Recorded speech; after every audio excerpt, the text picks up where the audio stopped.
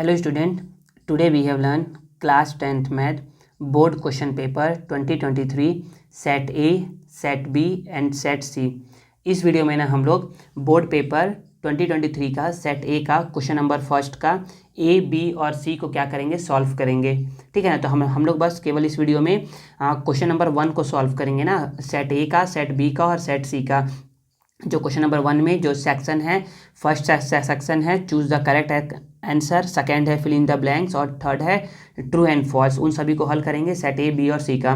जो मैं blue pen से सॉल्व करूंगा वो क्या रहेगा, वो रहेगा सेट ए का। जो ब्लैक पेन से रहेगा वो रहेगा सेट बी का, और जो रेड पेन से रहेगा वो रहेगा सेट सी का। तो पहले मैं क्या करूंगा, सेट ए के सारे क्वेश्चन को, मतलब क्वेश्चन नंबर 1 के ए बी और सी को बताऊंगा।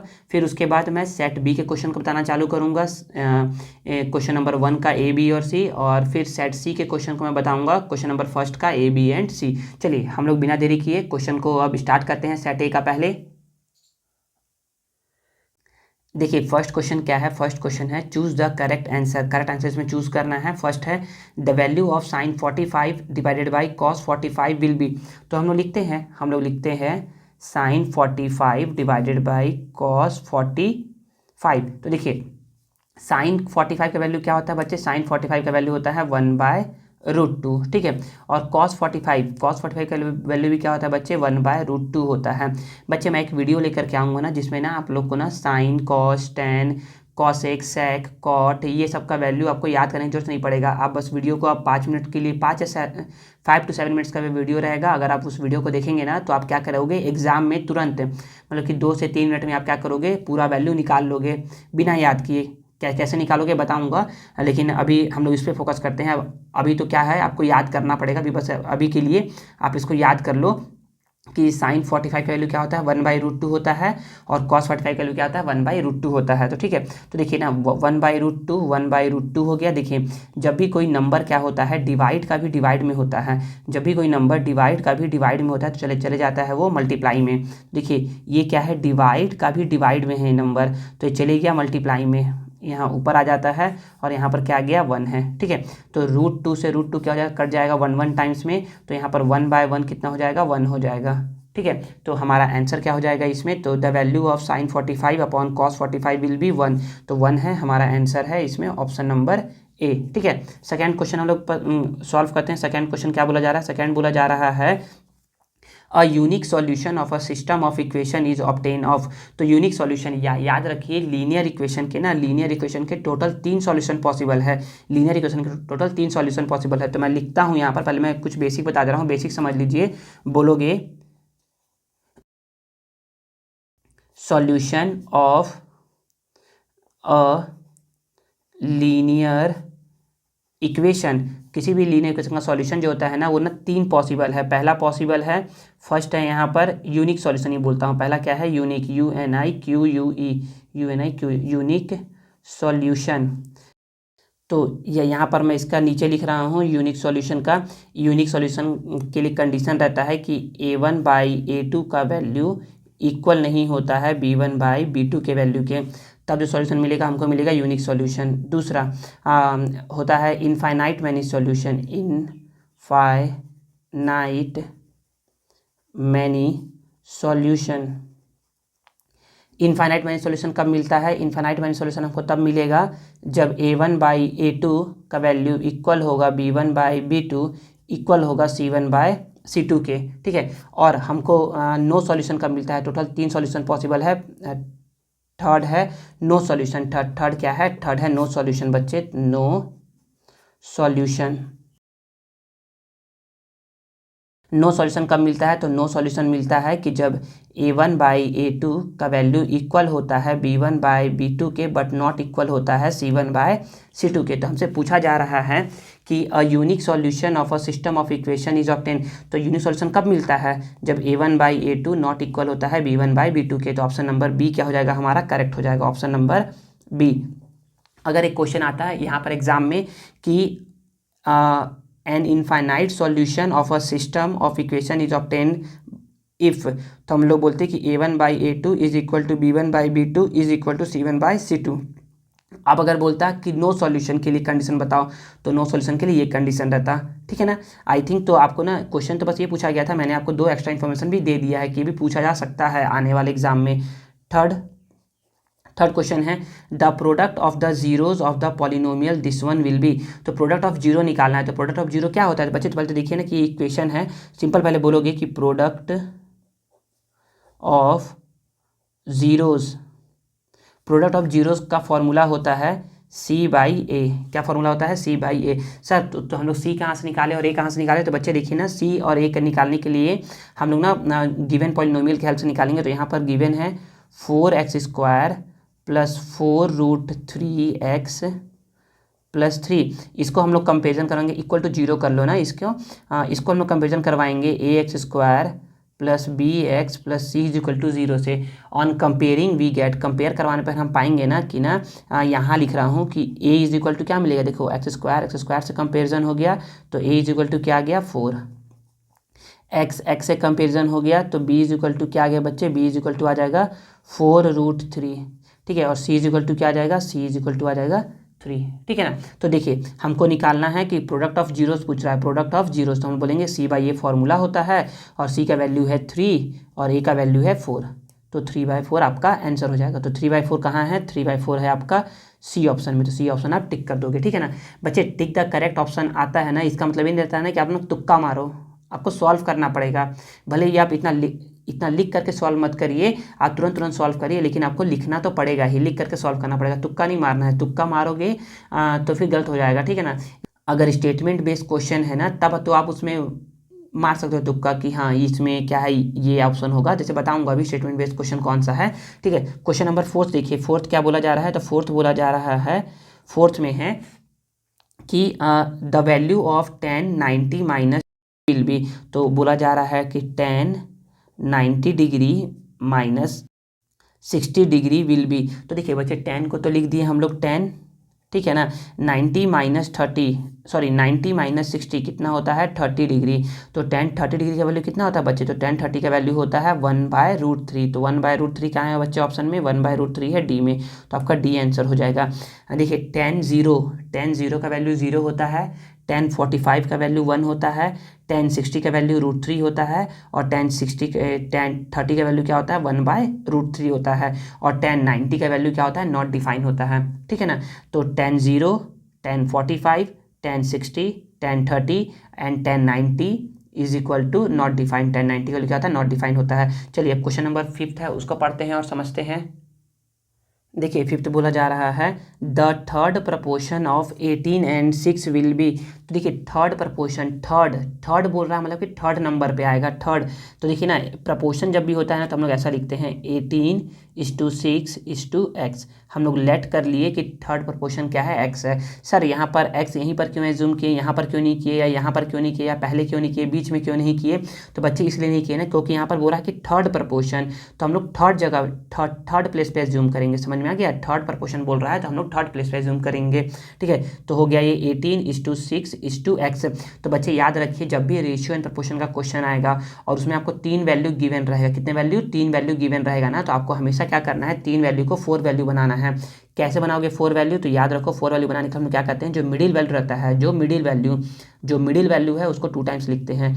तो हमने लिख कर दिया 18:6 एज 6:x, ठीक है। सर इसको क्या मतलब कि यहाँ पर ऐसे क्योंकि बच्चे याद रखो 3 नंबर को जब 4 नंबर में लिखते हैं ना हम लोग रेशियो एंड प्रोपोर्शन में, तो यहाँ पर एज साइन लगाते हैं, एज साइन, ठीक है। तो अब इसको कैसे सॉल्व करेंगे, तो यहाँ लिखेंगे 18 को 18 लिख दिए, इस 2 का मतलब होता है डिवाइड, 6 को 6, एज का मतलब होता है इक्वल टू, 6 को 6, इस 2 का मतलब होता है डिवाइड, और x है तो x, ठीक है। तो अब देखिए जरा यहाँ पर सॉल्व किया जा रहा है कि 18 का मल्टीप्लाई करूँगा मैं x के साथ, क्रॉस मल्टीप्लिकेशन करवा देंगे। अब 18 मल्टीप्लाई हो जाएगा x और 6 का हो जाएगा 6 के साथ मल्टीप्लाई, ठीक है। तो अब देखिए अब मैं x को यहीं पर छोड़ दूंगा, x मतलब LHS में है, LHS में छोड़ दूंगा, यहाँ नहीं समझ में आएगा आप लोग को, ऐसे समझ में आएगा। देखिए x को ऐसे ही छोड़ दिया मैंने, ये ऐसे ही था, ठीक है। सर 18 कहाँ गया बच्चे, 18 था मल्टीप्लाई में, इधर आएगा तो डिवाइड में हो जाएगा, 6 1 जा 6, 6 3 जा 18, 3 1 जा 3, 3 2 जा 6, तो यहाँ पर x इज इक्वल टू क्या आ गया, 2 1 जा 2 आ गया, तो x इज इक्वल टू क्या आ गया बच्चे, 2 वैल्यू आ गया। तो 2 वैल्यू कहाँ है, ऑप्शन नंबर ए में, तो आपको ऑप्शन नंबर ए आंसर हो जाएगा। ठीक है ना, आई थिंक समझ में आ गया होगा। चलिए अब हम लोग फिल इन द ब्लैंक्स को सॉल्व करते हैं। फिल इन द ब्लैंक्स में पहला को समझते हैं।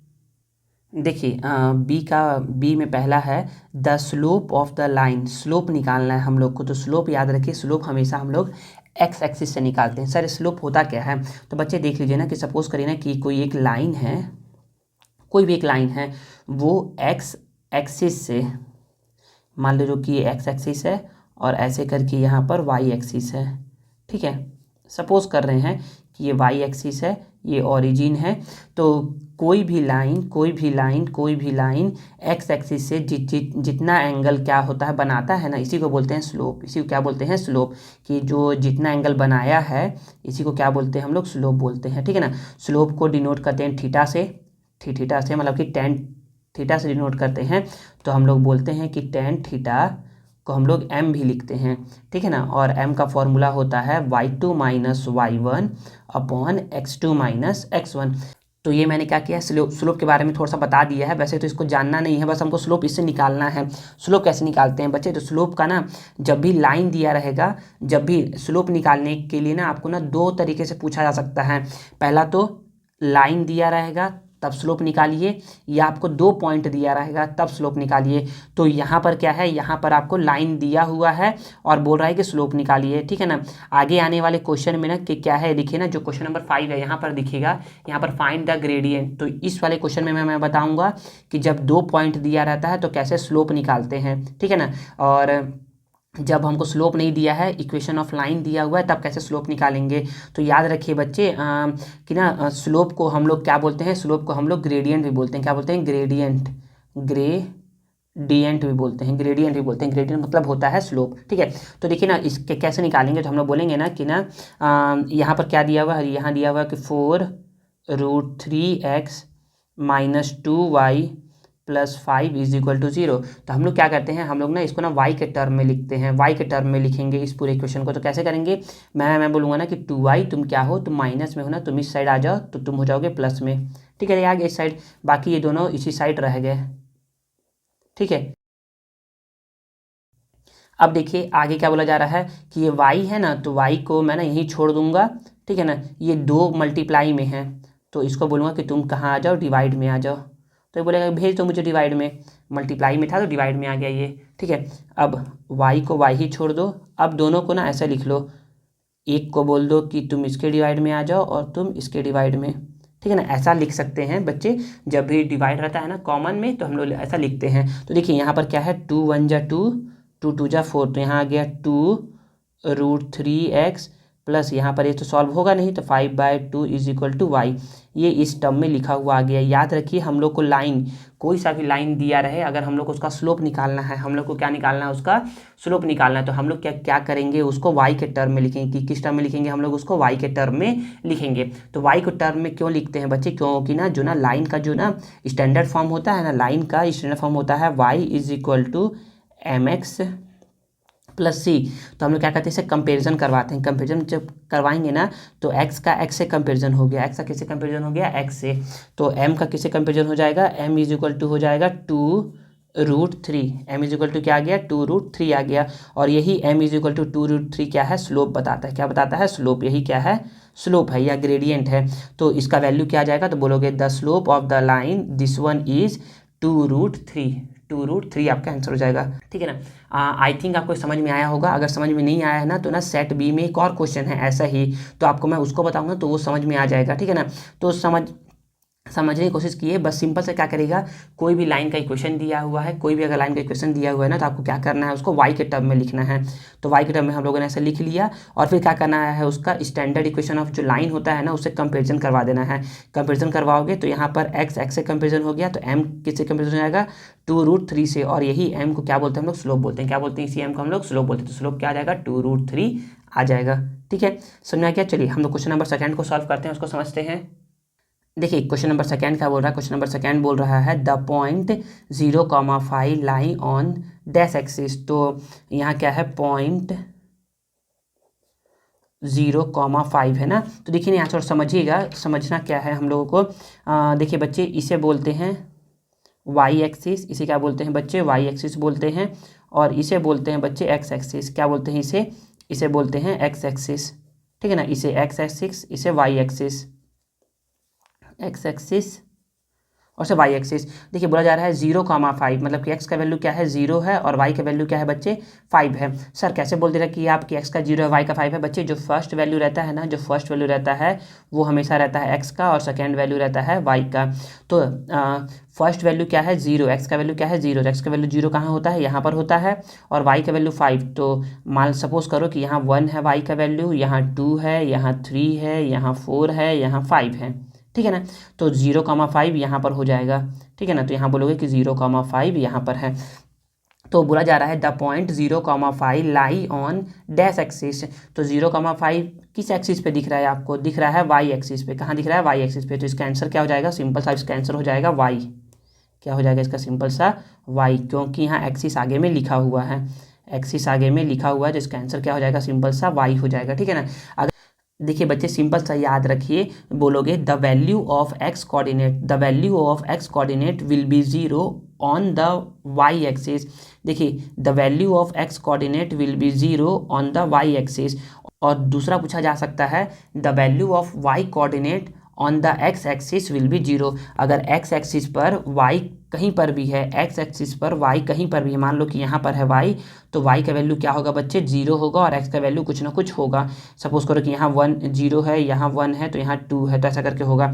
तो याद रखिए वाई एक्सिस पे एक्स का वैल्यू 0 रहता है, और एक्स एक्सिस पे वाई का वैल्यू 0 रहता है, ठीक है ना। तो यहाँ पर क्या हो जाएगा आंसर, आंसर यहाँ पर हो जाएगा वाई, ठीक है ना। थर्ड क्वेश्चन क्या बोला जा रहा है, थर्ड क्वेश्चन बोला जा रहा है, समझिएगा। देखिए बच्चे जो ना थर्ड क्वेश्चन है ना, ये है बच्चे स्टेटमेंट बेस्ड क्वेश्चन, मतलब कि आपको उसमें तुक्का नहीं मारना है। अगर याद है तो आप उसको सही लिखोगे, अगर नहीं याद है तो आप कुछ भी लिख सकते हो, ठीक है। तो देखिए जैसे कि इन सब क्वेश्चन को सॉल्व करना पड़ रहा था, इस क्वेश्चन में ना, क्वेश्चन नंबर 3 में आपको सॉल्व नहीं करना है। अगर आपको याद है तो आप लिख दोगे, नहीं याद है तो नहीं लिख पाओगे, ठीक है। तो इसमें बोला जा रहा है the tax which is levied on a person income from all sources. जो एक पर्सन है वो सारे सोर्सेज से जितना पैसा कमाता है, एक पर्सन जो सारे सोर्सेज से जितना पैसा कमाता है उस पर जो टैक्स लगता है, उस पर जो टैक्स लगता है या जो टैक्स वो पे करता है, उसको क्या बोलते हैं। तो बच्चे उसको बोलते हैं इनकम टैक्स। क्या बोलते हैं उसको, इनकम टैक्स बोलते हैं। क्या बोलते हैं बच्चे, इनकम टैक्स बोलते हैं। समझ में आ गया। तो बच्चे यहाँ पर एक स्टेटमेंट बेस्ड क्वेश्चन है ये, इसका आपको याद रखना पड़ेगा कि उसको क्या बोलते हैं, इनकम टैक्स बोलते हैं। आगे है educational cess is payable on. Educational cess pay करते हैं हम लोग, तो एजुकेशनल सेस किस पे करते हैं, तो जो टैक्सेबल इनकम है ना उस पे करते हैं। तो इन एजुकेशनल सेस पे करते हैं हम लोग टैक्सेबल इनकम पर। टैक्सेबल इनकम मतलब सपोज करिए कि ना कोई एक पर्सन है जो जिसने क्या किया है, सारे सोर्सेज से कितना इनकम किया है। सपोज करो कि 5 लाख का इनकम किया है, ठीक है ना। 5 लाख का इनकम किया है, साल भर में 5 लाख का इनकम किया है, सपोज, ठीक है ना। उसको कितना इनकम टैक्स पे करना पड़ेगा, सपोज करो कि आपने कैलकुलेट किया और उसको पे करना पड़ रहा है 20,000 क्या कर रहा है, इनकम टैक्स वो पे कर रहा है, ठीक है ना। इनकम टैक्स पे कर रहा है। तो याद रखिए जितना वो इनकम टैक्स पे करेगा, इसी इनकम टैक्स पे आपको एजुकेशनल सेस देना पड़ेगा। तो यही लिखाया गया है कि जितना टैक्सेबल इनकम है उसी पे क्या करना पड़ता है, हमको एजुकेशनल सेस देना पड़ता है। तो एजुकेशनल सेस कितना होता है बच्चे, एजुकेशनल सेस होता है 3%। कितना परसेंट होता है, 3%। तो इसका आपको 3% देना पड़ेगा। तो 3% जब इसका आप निकालोगे 20,000 का, जब आप निकालोगे 3%, 0,000, तो आपको 600 रुपीज़ क्या करना पड़ेगा, गवर्नमेंट को एक्स्ट्रा पे करना पड़ेगा एजुकेशनल सेस के तौर पर। मतलब कि पढ़ाई लिखाई के लिए आपको गवर्नमेंट को देना पड़ेगा कि गवर्नमेंट क्या करे, इस पैसे को रखे, और जो भी गवर्नमेंट स्कीम निकालती है, स्कूल जाओ पढ़ के आओ और बेटी बचाओ बेटी पढ़ाओ ऐसा करके, तो उन सब में ये पैसा जाता है। समझ में आ गया? तो एजुकेशनल टैक्स कहाँ पर लगता है? टैक्सेबल इनकम पर लगता है। ठीक है, और पाँचवां प्रश्न है, पाँचवां प्रश्न को पढ़ते हैं और समझते हैं। पाँचवां प्रश्न में ही वन लाइनर स्टेटमेंट क्वेश्चन है, को मतलब कि स्टेटमेंट बेस्ड क्वेश्चन आंसर है, तो उसको समझते हैं। देखिए पाँचवां क्वेश्चन क्या है? पाँचवां क्वेश्चन बोला जा रहा है कि पी इन क्यू को लिखते हैं बच्चे ऐसा करके, पी इन क्यू, कि पी का वैल्यू कहाँ पर है? क्यू में है। P in Q will be written in the form of mathematical statement P. तो यहाँ पर कौन सा सिंबल लगेगा? यहाँ पर सिंबल लगेगा ये वाला, पी इन क्यू। ठीक है ना? तो बस यहाँ पर यही है। तो ये स्टेटमेंट बेस्ड क्वेश्चन था। तो ये बच्चे ना, ऐसा क्वेश्चन ना 2017 में पूछा गया था, तो याद रखिए बच्चे। तो ना हमेशा ना पिछले जो लास्ट 5 ईयर का क्वेश्चन आंसर है ना, तो उसको पढ़ने की कोशिश किया करिए, क्योंकि उसी में से क्वेश्चन रिपीट हो रहा है। तो क्या करिएगा बच्चे, लास्ट ईयर का क्वेश्चन पेपर को पढ़िएगा, कम से कम 2-3 साल पीछे का जो क्वेश्चन पेपर है ना, उसको पढ़ लीजिएगा, पूरा बना करके देखिएगा कि आपसे बनता है कि नहीं बनता है। अगर बनता है तो अच्छी बात है, और नहीं बनता है तो उसको बनाने की कोशिश किया करिए। ठीक है, और मैंने क्या किया है बच्चे, 2020, 22 और 23 अभी तो अपलोड कर रहा हूँ 23 का, लेकिन 22 और 20 का ना मैंने क्या कर दिया है, क्वेश्चन पेपर जो भी सेट ABC था ना, उसका ना अपलोड कर दिया है सॉल्यूशन के साथ, तो आप लोग उसको देख सकते हो। ठीक है, चलिए तो अब आता है ट्रू एंड फॉल्स, उसको सॉल्व करते हैं और समझते हैं।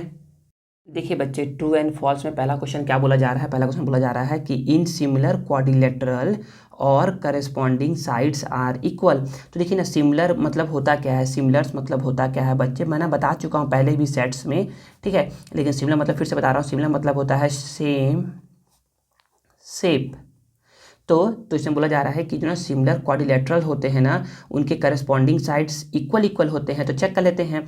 तो देखिए, मैंने बनाया ये यहाँ पर रेक्टेंगल, और मैंने बनाया यहाँ पर फिर से एक रेक्टेंगल, मैंने बनाया यहाँ पर एक स्क्वायर, और फिर से मैंने बनाया यहाँ पर एक छोटा सा स्क्वायर, मैंने बनाया एक यहाँ पर फिर से स्क्वायर, और यहाँ पर मैंने बना दिया सर्कल, मैंने बना दिया यहाँ पर स्क्वायर, और मैंने फिर से सेम शेप एंड साइज़ का मैंने क्या कर दिया, एक और स्क्वायर बना दिया। तो मैं बोलूँगा कि बच्चों क्या ये दोनों सिमिलर है? तो बोलोगे यस सर ये दोनों सिमिलर है। Why? Because their shapes are same. Yes sir, because their shapes are same, क्योंकि दोनों क्या है, रेक्टेंगल है। सर मैं बोलूँगा कि बच्चों क्या है, दोनों सिमिलर है? तो बोलोगे यस सर ये दोनों सिमिलर है, क्योंकि दोनों क्या है, स्क्वायर है। भले एक छोटा है एक बड़ा है, लेकिन दोनों क्या है, सेम है, क्योंकि दोनों का सेम क्या है, शेप है। साइज़ की यहाँ बात नहीं किया जा रहा है, यहाँ पर बस शेप की बात किया जा रहा है। मैं बोलूँगा बच्चे क्या है, दोनों सिमिलर है? तो बोलोगे यस सर ये दोनों सिमिलर नहीं है। बोलोगे नो सर ये दोनों सिमिलर नहीं है। क्यों नहीं है सिमिलर? क्योंकि दोनों का शेप क्या है, डिफरेंट है। ये स्क्वायर है और ये क्या है, सर्कल है। मैं बोलूँगा बच्चे क्या दोनों सिमिलर है? तो बोलोगे यस सर दोनों सिमिलर है, क्योंकि दोनों का शेप भी सेम है और साइज़ भी सेम है। साइज़ भी सेम है ये तो नहीं बोलना चाहिए, बस शेप सेम हमको बोलना चाहिए कि दोनों का शेप क्या है, सेम है। तो अगर सेम शेप है, इट मीन्स वो क्या है, सिमिलर है। तो बोला जा रहा है कि जो भी सिमिलर क्वाड्रिलेटरल होते हैं, क्वाड्रिलेटरल मतलब जिसमें 4 साइड्स होते हैं, तो जो भी सिमिलर क्वाड्रिलेटरल होते हैं उनके करस्पॉन्डिंग साइड्स इक्वल होते हैं। करस्पॉन्डिंग मतलब कि दिस साइड के इक्वल है, एंड दिस साइड के इक्वल है। मतलब कि चलो मान लेते हैं कि ये साइड इस साइड के इक्वल है भी, तो क्या ये साइड इस साइड के इक्वल है? तो नहीं बच्चे। क्या ये साइड इस साइड के इक्वल है? क्या ये साइड इस साइड के इक्वल है? नहीं बच्चे। देखो कभी कभी इक्वल हो सकता है, समटाइम्स अगर लिखा रहता है ना, तो हाँ समटाइम्स रहता है, तो बोलते sometimes in similar quadrilateral corresponding sides are equal, तो यस ट्रू रहता। लेकिन बोला जा रहा है ना कि in similar quadrilateral all corresponding sides are equal, तो हर बार ये क्या हो सकता है, ट्रू नहीं हो सकता है। तो ये क्या है, फॉल्स हो जाएगा। क्या हो जाएगा, ये फॉल्स स्टेटमेंट हो जाएगा। ठीक है ना। क्वेश्चन नंबर सेकंड है, क्वेश्चन नंबर सेकंड को समझते हैं। बोला जा रहा है the angle in a semi circle is 90 degree. तो बच्चे सेमी सर्कल क्या होता है? सेमी सर्कल बच्चे क्या करिए, एक सर्कल बनाइए और सर्कल को क्या कर दीजिए, उसको हाफ कर दीजिए। देखिए बच्चे क्या है, सेमी सर्कल है। क्या है ये, सेमी सर्कल है। सेमी सर्कल मतलब कि सर्कल को आधा काट दिए हैं। ठीक है ना। सेमी सर्कल में बच्चे जो एंगल बनता है वो 90 डिग्री का बनता है। तो सेमी सर्कल मतलब कि है, यहाँ पर एक लाइन ड्रॉ करिए ऐसे, और यहाँ से इसको ऐसे करके ड्रॉ करिए। क्या ये एंगल 90 डिग्री है? और ऐसे ही मान लो कि यहाँ पर एक लाइन ड्रॉ किए और यहाँ पर ड्रॉ किए, क्या ये एंगल 90 डिग्री है? वैसे ही एक यहाँ पर ड्रॉ किए और एक यहाँ पर ड्रॉ किए, क्या ये 90 डिग्री है? तो बच्चे हाँ, ये 90 डिग्री होगा। आप क्या करना, अगर आपको यकीन नहीं आ रहा ना, तो एक सर्कल बनाना। क्या क्या करना, ऐसे करके पहले एक सर्कल बनाना, देखो ऐसे करके एक circle banana with the help of compass. ऐसे करके बनाओगे तो ऐसे रेडियस लेके बनाओगे, इसको ऐसे करके ज्वाइन करना, ठीक है ना। फिर इसको आधा क्या कर देना, ऐसे करके रब कर देना, ऐसे करके रब कर देना। और फिर आप अपने से स्केल की हेल्प से किसी भी पॉइंट को ऐसे करके पॉइंट को ज्वाइन करना, फिर जहाँ से ये आएगा वहाँ से इस पॉइंट को ज्वाइन करना, और प्रोटेक्टर की हेल्प से इसको मेज़र करना, चेक करना कि 90 डिग्री ही आएगा। तो क्या होता है बच्चे, ये होता है 90 डिग्री होता है, ठीक है ना। तो the angle in the semi circle is 90 degree. तो ये क्या होता है बच्चे, ट्रू स्टेटमेंट है। क्या है ये, ट्रू स्टेटमेंट है, ठीक है। अब देखिए क्वेश्चन नंबर थर्ड क्या बोला जा रहा है। क्वेश्चन नंबर थर्ड बोला जा रहा है the sum of natural number 1 to 10 will be 55। जो सम ऑफ नेचुरल नंबर होता है 1 से लेकर के 55 तक का, वो क्या 55 होता है। तो देखिए ना बच्चे, एक ना ट्रिक बताता हूँ और एक बेसिक कॉन्सेप्ट बताता हूँ कि बोला जा रहा है सम मतलब कि 1 2 3 4 डैश डैश डैश कहाँ तक, 10 तक। इसको ऐड करने पे कितना आता है, 55 आता है क्या? तो हाँ 55 तो आता है, ठीक है ना। ऐड करिएगा, देखिए सम मतलब होता है ऐड करना, कि 1 + 2 + 3 + 4 + 5 ऐड करोगे तो कितना आता है, 55 आता है। तो ये क्या है, बिल्कुल ट्रू स्टेटमेंट है। लेकिन अगर आपसे पूछ ले कि बताओ the sum of natural number 1 to 1000, तब क्या करोगे, उसको ऐसे करके फिंगर पे काउंट करोगे? नहीं बच्चे, तो काउंट नहीं कर पाओगे। उसके लिए एक ट्रिक होता है। देखिए थोड़ा समझ लीजिए ना कि बच्चे, देखिए जो पहला टर्म है ना उसको बोलते हैं ए मतलब होता है फर्स्ट टर्म। फर्स्ट टर्म मतलब कितना है, 1 दिया हुआ है। जो लास्ट में लिखा हुआ है इसको बोलते हैं एल कितना है, 10 है, ठीक है बच्चे इतना। और यहाँ पर टोटल कितने टर्म है, टोटल है यहाँ पर 10 टर्म, n = 10 है, कितने हैं, 10 है। और यहाँ पर लिखेंगे डी क्या होता है बच्चे, डी होता है कॉमन डिफरेंस। क्या होता है, डी कॉमन डिफरेंस होता है। कॉमन डिफरेंस कितना है यहाँ पर, कॉमन डिफरेंस मतलब कि the difference between two consecutive term, the difference between two consecutive term. तो दो टर्म के बीच का डिफरेंस, तो 2 में से 1 जाएगा तो 1 डिफरेंस है, 3 में से 2 माइनस करोगे तो 1 डिफरेंस है, 4 में से माइनस करोगे तो 1 डिफरेंस है, 10 में से 9 को माइनस करोगे तो 1 डिफरेंस है। तो यहाँ पर डिफरेंस कितने का है, 1 का है, तो यहाँ पर 1 लिख दोगे। तो बच्चे एक फॉर्मूला होता है, फॉर्मूला क्या होता है, एस एन = फॉर्मूला होता है n/2 a + l, ये फॉर्मूला होता है। तो देखिए यहाँ पर हमको कितना निकालना है, टोटल यहाँ पर 10 टर्म है, n कितना है, 10 है। तो यहाँ पर लिखोगे s 10, n का वैल्यू क्या है, 10/2, a का वैल्यू क्या है 1 + l का वैल्यू क्या है 10, ठीक है। 2 1 जा 2, 5 जा, तो यहाँ पर कितना आ गया 5 मल्टीप्लाई, देखिए नंबर और ब्रैकेट में मल्टीप्लाई का साइन रहता है, और 1 + 10 कितना हो गया 11, 11 5 जा 55। सर हम लोग तो इसको फिंगर में ही काउंट कर लेते हैं, आप तो फालतू में इतना लंबा बता दिए। बच्चे लंबा इसलिए बताए हूँ ताकि अगर क्वेश्चन आ जाए कि the sum of natural number 1 to 760, 1 से लेकर के 760 तक का बताइए क्या क्या होगा। तो कुछ नहीं करेंगे, तो यहाँ पर लिखेंगे ऐसे करके 1 2 3 डैश डैश डैश डैश, कितना आएगा 760। तो हम यहाँ पर बोल देंगे कि यहाँ पर a = कितना है बच्चे, a क्या है फर्स्ट टर्म, ठीक है। यहाँ पर l = कितना है बच्चे, l = है 760। यहाँ पर n = कितना है बच्चे, n = है टोटल की कितने टर्म है यहाँ पर, तो 1 से लेकर के 760 तक हो जाएगा 760 टर्म, ठीक है। और तो टोटल यहाँ पर d कितना है, तो d बच्चे क्या है कॉमन डिफरेंस, तो दोनों के बीच का डिफरेंस कितना है, सब में डिफरेंस कितना है 1 1 का है। तो यहाँ पर भी निकाल दो वैसे ही फॉर्मूला रख करके, तो बोलोगे कि Sn का फॉर्मूला होता है n/2 a + l। यहाँ पर लिखेंगे s, n कितना है यहाँ पर, n है यहाँ पर 760, ठीक है। यहाँ पर n कितना है 760 / 2, a कितना है बच्चे, a है 1, और l कितना है बच्चे, l है 760, ठीक है। तो यहाँ पर जब इसको इससे डिवाइड करोगे ना, 2 से जब डिवाइड करोगे तो 2 3 जा और 2 8 जा 280 आ जाएगा, मल्टीप्लाई 761 और इसका मल्टीप्लाई करो, थोड़ा सा लंबा है लेकिन मल्टीप्लाई करोगे ना तो कितना आंसर आएगा, मल्टीप्लाई करोगे तो इसका आंसर आ जाएगा आपका 289 80, ठीक है ना। तो बच्चे देखिए, अगर क्या रहता, अगर आप इसको सिंपल क्या क्या कहते हैं फिंगर से काउंट करते हैं ना, तब आपको इसी क्वेश्चन को बनाने में पूरा दिन लग जाता है। तो इसको क्या करेंगे बच्चे, ट्रिक से बनाएंगे, इसलिए मैंने बता दिया है। अदरवाइज आप लोगों को सिंपल सा अगर काउंट कर सकते हैं फिंगर में, तो फिंगर में ही काउंट कर लेगा, मुझे कोई प्रॉब्लम नहीं है। मुझे बस बताना था कॉन्सेप्ट कि ऐसा क्वेश्चन भी आ सकता है, ठीक है। और ऐसा क्वेश्चन भी आ सकता है कि the sum of whole number 0 to 10, तब क्या करोगे, यहाँ पर एक की जगह पे रख दोगे 0, एक जगह पे क्या क्या क्या रख दोगे 0, यहाँ पर भी अंदर में एक जगह पे 0, और 10 की जगह पे 10 ही रखोगे, तो मतलब कि 0 + 10 10 ही हो जाएगा, ठीक है ना। तो ऐसा करके बनाओगे बच्चे, ठीक है। तो ये क्वेश्चन नंबर 3 हो गया। क्वेश्चन नंबर 4 को समझते हैं। क्वेश्चन नंबर 4 बोला जा रहा है the longest chord of a circle is called radius. तो जो लॉन्गेस्ट कॉर्ड होता है सर्कल का, उसको रेडियस बोलते हैं। तो सपोज करो बच्चे कि सर्कल है, क्या है ये, सर्कल है, ठीक है ना। सर्कल में क्या है बच्चे, इसको बोलते हैं सेंटर। क्या बोलते हैं इसको, सेंटर बोलते हैं। सेंटर से सरकमफेरेंस तक का जो डिस्टेंस होता है ना, उसको बोलते हैं रेडियस। तो ओ ए क्या है बच्चे, ओ ए है रेडियस, ठीक है। ये पहला चीज़। सेकेंड चीज़, ऐसे मैंने क्या कर दिया, यहाँ से ऐसे करके एक बना दिया बी, तो सेंटर से सरकमफेरेंस तक के डिस्टेंस को क्या बोलते हैं, रेडियस बोलते हैं। तो ओ बी भी क्या हो जाएगा बच्चे, ओ बी भी हो जाएगा रेडियस। और याद रखो बच्चे, दो रेडियस को मिलाने से क्या बनता है, डायमीटर बनता है। तो मैं बोल सकता हूँ कि A B is equal to diameter. A B क्या है बच्चे, डायमीटर है, ठीक है। तो डायमीटर होता क्या है, तो डायमीटर होता है जो सर्कल के दो पॉइंट को ना क्या करता है, टच करता है इनसाइड अंदर में, और सेंटर से पास होकर जाता है। कहाँ से पास होकर जाता है, सेंटर से पास होकर जाता है। और देखिए यहाँ पर एक टर्म आया है कॉर्ड। क्या आया है, कॉर्ड। कॉर्ड क्या होता है, कॉर्ड होता है जो सर्कल को दो पॉइंट पे टच करे, जो सर्कल को किसी भी दो पॉइंट पे टच करे। सपोज करो सी डी क्या है, कॉर्ड है। सी डी क्या है बच्चे, कॉर्ड है। सी डी क्या है, कॉर्ड है।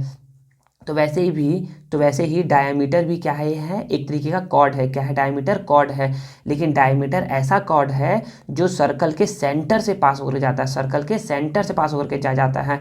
तो डायमीटर में क्या बोलोगे, डायमीटर क्या होता है बच्चे, पहला तो डायमीटर ये होता है लॉन्गेस्ट कॉर्ड। क्या होता है, लॉन्गेस्ट। कहीं कहीं पर लार्जेस्ट भी लिखा रहता है ना, तो लॉन्गेस्ट या फिर लार्जेस्ट कॉर्ड होता है, ठीक है। दूसरा, डायमीटर में और क्या बोलोगे, डायमीटर बोलोगे ना कि it passes through the centre. Diameter जो होता है, it passes through the centre. ये क्या होता है, सर्कल के सेंटर से पास होता है ये। और थर्ड पॉइंट क्या बोलोगे डायमीटर में, कि जो डायमीटर होता है ना, डायमीटर होता है वो 2 टाइम्स रेडियस होता है। Diameter is the 2 times of radius. समझ में आ गया। तो बच्चे ये डायमीटर में कुछ कुछ पॉइंट थे जो कि आप लोगों को याद रखने हैं, ठीक है। तो बोलोगे the longest chord of a circle, उसको डायमीटर बोलते हैं, क्या तो ट्रू है। लेकिन ये क्या है, रेडियस बोल रहा है, तो ये क्या है बच्चे, फॉल्स बोल रहा है। ये क्या बोल रहा है, फॉल्स, ठीक है ना। वो बोलता है कि रेडियस बोलते हैं, नहीं रेडियस नहीं बोलते हैं, उसको डायमीटर बोलते हैं। फिफ्थ पॉइंट क्या है, फिफ्थ पॉइंट है, मतलब फिफ्थ क्वेश्चन है curve surface area of cylinder. तो कर्व सरफेस एरिया, सपोज करो ना बच्चे कि क्या है, एक सिलेंडर है। क्या है, एक सिलेंडर है। सिलेंडर है बच्चे, देखिए जो ना यहाँ से यहाँ से मैं जो इतने पोर्शन को जो मैं टच कर रहा हूँ ना, यहाँ से लेकर के यहाँ तक को, यहाँ से लेकर के यहाँ तक को हम लोग क्या क्या बोलते हैं, कर्व सरफेस एरिया बोलते हैं। क्या बोलते हैं, कर्व सरफेस एरिया। तो ये क्या है बच्चे, ये पूरा है कर्व सरफेस एरिया। क्या है, ये पूरा कर्व सरफेस एरिया है। देखिए ये क्या है, फ्लैट सरफेस है। ये क्या है, फ्लैट सरफेस है। ये क्या है, फ्लैट सरफेस है। और ये भी क्या है बच्चे, ये क्या है, फ्लैट सरफेस है। अगर मैं कर्व सरफेस एरिया में टॉप का फ्लैट सरफेस और बॉटम का फ्लैट सरफेस दोनों को ऐड कर दूंगा, तो इस पूरे सरफेस एरिया को बोलते हैं हम लोग टोटल सरफेस एरिया। तो टोटल सरफेस एरिया में कर्व सरफेस एरिया आता है as well as top surface area plus bottom surface area भी आता है। तो ये क्या है, सिलेंडर है बच्चे। तो बोला जा रहा है curve surface area of cylinder is 2πr/h। तो याद रखो बच्चे, curve surface area of cylinder ये कितना होता है बच्चे, ये होता है 2πr/h। ये क्या है, फॉर्मूला है बच्चे, इसको तो याद रखना पड़ेगा। मतलब कि ये क्या है, स्टेटमेंट बेस्ड क्वेश्चन है, इसको आपको याद रहेगा तो ही आप बना पाओगे इसको, ठीक है। चलिए अब हम लोग सेट ए का सॉल्व कर लिए हैं। अब मैं सेट बी के क्वेश्चन को ब्लैक पेन से सॉल्व करूंगा। तो चलिए हम लोग स्टार्ट करते हैं सेट बी के क्वेश्चन नंबर 1 का। ए से सॉल्यूशन स्टार्ट करते हैं। देखिए सेट बी का पहला क्वेश्चन क्या बोला जा रहा है, पहला क्वेश्चन बोला जा रहा है the formula for the roots of quadratic equation. Quadratic equation का ना यहाँ पर गलती लिखा है, क्वाड्रेटिक इक्वेशन होगा, क्वाड्रेटिक इक्वेशन होगा, quadratic equation A x square plus B x plus C is equal to 0। तो सपोज करिए कि मान लीजिए कि यहाँ पर X square plus B x plus C is equal to 0 कोई क्या दिया है, इक्वेशन दिया हुआ है, और बोल रहा है ना कि इसका बताइए रूट्स का क्या फॉर्मूला होता है। तो बच्चे इसके लिए रूट्स का फॉर्मूला होता है X is equal to minus B plus minus under root B square minus 4ac divide by 2a। ठीक है ना, यहाँ पर क्या है बच्चे, यहाँ पर पूरे में क्या है, डिवाइड है। ठीक है, तो देखिए बच्चे यहाँ पर क्या है ना, इस फॉर्मूले को ना हम लोग बोलते हैं श्रीधराचार्य फॉर्मूला। जो ग्रेट मैथमेटिशियन थे ना श्रीधराचार्य, उन्हीं के नाम मतलब कि उन्होंने ही क्या दिया है, फॉर्मूले को दिया था, जिससे हम लोग किसी भी क्वाड्रेटिक इक्वेशन का हम लोग क्या फाइंड कर सकते हैं, रूट्स फाइंड कर सकते हैं। रूट्स को ही जीरोस बोलते हैं, रूट्स को ही जीरोस बोलते हैं। जीरोस सुने हो ना आप लोग, जीरोस, तो रूट्स को क्या बोलते हैं, जीरोस बोलते हैं। सपोज करिए ना कि मान लीजिए कि यहाँ पर एक इक्वेशन दिया रहता ऐसे करके 6x² minus 8x plus 9 is equal to 0, ऐसे करके एक इक्वेशन दिया रहता। तो इसका बोलता कि आपको क्या निकालना है, जीरोस निकालना है या फिर रूट्स निकालना है। तो आप श्रीधराचार्य फॉर्मूले का भी यूज़ करके आप रूट्स निकाल सकते थे। कैसे निकालते हैं, इसमें हम लोग को ए बी और सी का वैल्यू हम लोग को फाइंड करना रहता है। तो देखिए एक्स स्क्वायर से कंपेरिजन हो जाएगा, तो ए का वैल्यू क्या आ जाता है, ए का वैल्यू आ जाता है 6। एक्स से कंपेरिजन हो गया तो बी का वैल्यू क्या आ जाता है, बी का वैल्यू आ जाता -8, और सी का वैल्यू क्या आ जाता है बच्चे, सी का वैल्यू आ जाता 9। और यही वैल्यू रख के हम लोग क्या करते हैं, इसको सॉल्व करते हैं। ठीक है, तो यहाँ पर हमसे बस पूछा गया था कि फॉर्मूला क्या है, हम लोग बता दिए कि फॉर्मूला ये होता है। तो ऑप्शन नंबर ए जो है ना, ऑप्शन नंबर ए ये क्या है, इसका सही आंसर होगा। तो यहाँ पर ऑप्शन नंबर ए को आप सही कर लोगे। ठीक है ना। सेकंड क्वेश्चन है, सेकंड क्वेश्चन क्या बोला जा रहा है, तो सेकंड बोला जा रहा है arithmetic mean of a/5 and -a/5। तो देखिए अर्थमेटिक मीन का ना मैं आप लोग को लास्ट सेट में भी पढ़ा चुका हूँ, प्रीवियस सेट में भी। अर्थमेटिक मीन का फॉर्मूला होता है a + b/2। तो देखिए a का वैल्यू क्या है बच्चे, a का वैल्यू है a/5, प्लस है तो प्लस, b का वैल्यू क्या है बच्चे, -a/5 डिवाइड बाय 2। तो अब देखिए बच्चे यहाँ पर ना क्या है, यहाँ पर आप जब देखोगे ना तो ऐसे करके है, यहाँ पर a/5 है और प्लस माइनस क्या है, -a/5/2 है। देखिए यहाँ पर ना, अच्छा मुझे आप ये बताइए तो कि +x और -x क्या होता है, तो बोलोगे सर तो 0 होता है। अब मैं वही पूछ लो कि +x/5 और -x/5 ये क्या होता है बच्चे, तो आप भी बोलोगे सर ये तो 0 ही होता है। तो बच्चे देखिए ना, तो ये और एक कट के क्या हो जाएगा, 0 हो जाएगा। क्या हो जाएगा, ये कट के 0 हो जाएगा। तो 0/2 कितना होता है बच्चे, 0 होता है। तो 0 यहाँ पर आंसर कहाँ है, तो आंसर है बी में। तो आपका बी क्या हो जाएगा, आंसर हो जाएगा। समझ में आ गया। चलिए अब हम लोग क्वेश्चन नंबर 3 पे मूव करते हैं। क्वेश्चन नंबर 3 क्या है, क्वेश्चन नंबर 3 है if side of a cuboids are, अगर क्यूबॉइड का साइड क्या है 2 सेंटीमीटर, 3 सेंटीमीटर एंड 4 सेंटीमीटर है, देन द डायगोनल इज। तो पहले तो आप लोग याद रखिए, आपको ना लास्ट वीडियो में मैंने ना बताया था कि ना क्यूबॉइड में कितने कितने कितने डायगोनल होते हैं। तो क्यूबॉइड में टोटल 16 डायगोनल होते हैं। टोटल कितने होते हैं, 16 डायगोनल होते हैं। कैसे कैसे, थोड़ा सा मैं हल्का सा बता रहा हूँ, बस एकदम हल्का सा। देखिए ऐसे करके रेक्टेंगल एक बनाते हैं, और एक और ऐसे करके बना दिए रेक्टेंगल। क्या बना दिए, रेक्टेंगल बना दिए। ठीक है, ऐसा ऐसा ऐसा ऐसा। देखिए टोटल 16 डायगोनल होते हैं। तो इसमें जो डायगोनल होते हैं ना, वो ना टू टाइप्स के होते हैं। पहला होता है फेस डायगोनल और दूसरा होता है स्पेस डायगोनल। तो फेस डायगोनल कहाँ होते हैं, जो कि फेस पे बनते हैं, इस फेस पे, ऐसे ऐसे, इस फेस पे, ऐसे ऐसे बनते हैं। तो टोटल 16 तो टोटल 12 डायगोनल बनते हैं फेस डायगोनल। और 4 डायगोनल कहाँ कहाँ बनते हैं, 4 डायगोनल बनते हैं हवा में, स्पेस में बनते हैं, हवा में बनते हैं। तो यहाँ पर, यहाँ से एक डायगोनल यहाँ तक, फिर यहाँ से एक डायगोनल, सॉरी यहाँ से एक डायगोनल यहाँ तक, पीछे तक। ठीक है ना, फिर यहाँ से एक डायगोनल यहाँ तक, ऐसे करके, यहाँ से एक डायगोनल ऐसे यहाँ तक बनता है, ऐसे करके। ठीक है ना। तो हमको क्या क्या दिया है, हमको बोल रहा है ना कि बताइए कि डायगोनल क्या होगा। तो बच्चे क्यूबॉइड एक 3D फिगर है, तो हमको स्पेस डायगोनल के बारे में पूछा जा रहा है। तो बोलोगे डायगोनल, तो बोलोगे diagonal of cuboid, diagonal of cuboid is equal to क्या होता है, फॉर्मूला होता है L² + B² + H²। सर यहाँ L, B और H क्या है बच्चे, L है बच्चे ये, B है ये, और H है ये। एल का हो जाएगा 2 का स्क्वायर, बी का हो जाएगा 3 का स्क्वायर, एच का हो जाएगा 4 का स्क्वायर। ठीक है। अब देखिए बच्चे 2 का स्क्वायर क्या होता है, तो बच्चे बोलोगे ना कि सर 2 का स्क्वायर मतलब होता है 2 को 2 टाइम्स लिखना है। बिल्कुल, 2 को 2 टाइम्स लिखोगे 2 2 जा 4। सर 3 का स्क्वायर होता है 3 को 2 टाइम्स लिखना है, 3 3 जा 9। सर 4 का स्क्वायर मतलब होता है 4 को 2 टाइम्स लिखना है, 4 4 जा 16। ठीक है, तो यहाँ पर रख दो। यहाँ पर हो जाएगा 4 + 9 + 16, तो 16 + 4 होता है 20, तो 20 और 9 होता है 29। अब 29 को हम लोग प्राइम फैक्टराइजेशन से सॉल्व करके इसको सिंप्लीफाई नहीं कर सकते हैं, तो 29 ही क्या हो जाएगा, आपका आंसर हो जाएगा √29। तो √29 कहाँ है, तो ये है सेंटीमीटर, तो यहाँ पर सेंटीमीटर लिखना नहीं भूलिएगा। ठीक है ना, ये ऑप्शन सी में है, तो सी आपका आंसर हो जाएगा। ठीक है, चलिए अब आप हम लोग क्वेश्चन नंबर 4 को समझते हैं।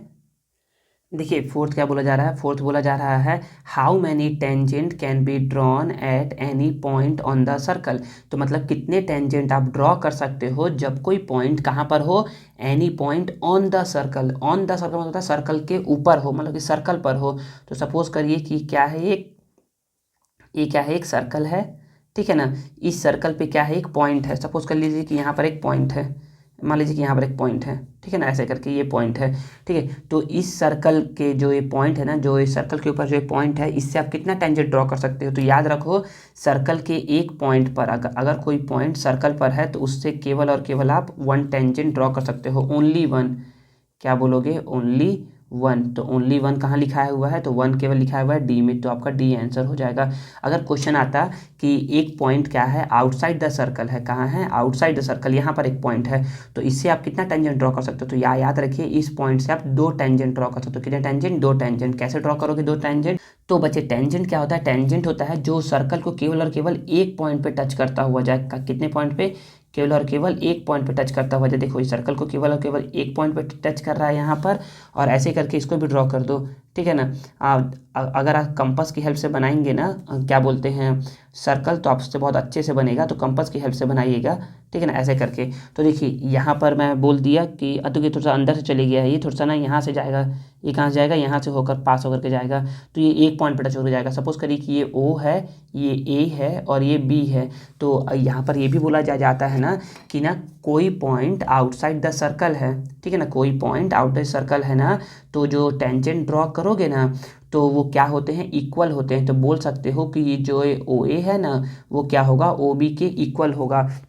ठीक है, तो ये क्वेश्चन पूछा नहीं गया है, पूछा जा सकता है कि सर्कल के आउटसाइड में कोई एक पॉइंट है, उससे जो आप टेंजेंट ड्रॉ करोगे उन दोनों का लेंथ इक्वल इक्वल होता है क्या, तो बोलोगे यस, दोनों का लेंथ क्या है, इक्वल इक्वल है। मतलब कि ओ से लेकर के ए तक का लेंथ और ओ से लेकर के बी तक का लेंथ, दोनों लेंथ क्या होंगे, इक्वल इक्वल होंगे। ठीक है ना, तो ये बच्चे क्या है, क्वेश्चन नंबर 4 का आंसर हो गया। क्वेश्चन नंबर 4 का तो आंसर ये होगा कि मतलब कि ओनली 1 आंसर होगा कि सर्कल, कोई पॉइंट अगर सर्कल के ऊपर में है ना, मतलब कि ऑन द सर्कल है ना, तो क्या होता है, उससे केवल केवल एक आप टेंजेंट ड्रॉ कर सकते हो। टेंजेंट क्या होता है, जो सर्कल को केवल एक पॉइंट पे टच करता हुआ जाए। पांचवा पॉइंट क्या है, पांचवा क्वेश्चन है, पांचवा क्वेश्चन बोला जा रहा है कि if the ratio between areas of 2 similar triangle. Similar triangle क्या होते हैं बच्चे, सिमिलर ट्राइंगल मतलब होता है सिमिलर ट्राइंगल। सिमिलर ट्राइंगल मतलब होता है कि सेम शेप होना चाहिए, सेम शेप।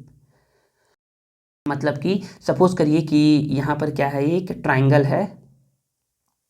ठीक है ना, एक ट्राइंगल है और यहाँ पर ये एक और एक ट्राइंगल है।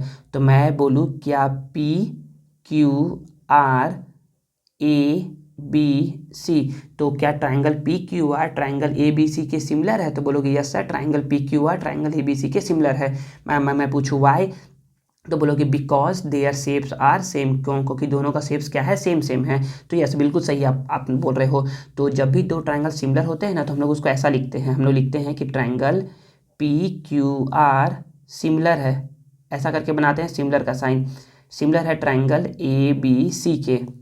ठीक है ना, मतलब कि जो पी क्यू का जो करस्पॉन्डिंग साइड है ए बी, इन दोनों का रेशियो, क्यू आर का जो करस्पॉन्डिंग साइड है बी सी, इन दोनों का रेशियो, और पी आर का जो करस्पॉन्डिंग साइड है ए सी, उन दोनों का रेशियो, सभी का रेशियो क्या होता है, इक्वल इक्वल होता है। तो हमसे पूछा क्या जा रहा है, हमसे पूछा जा रहा है, जो हम लोग उसको समझते हैं पहले।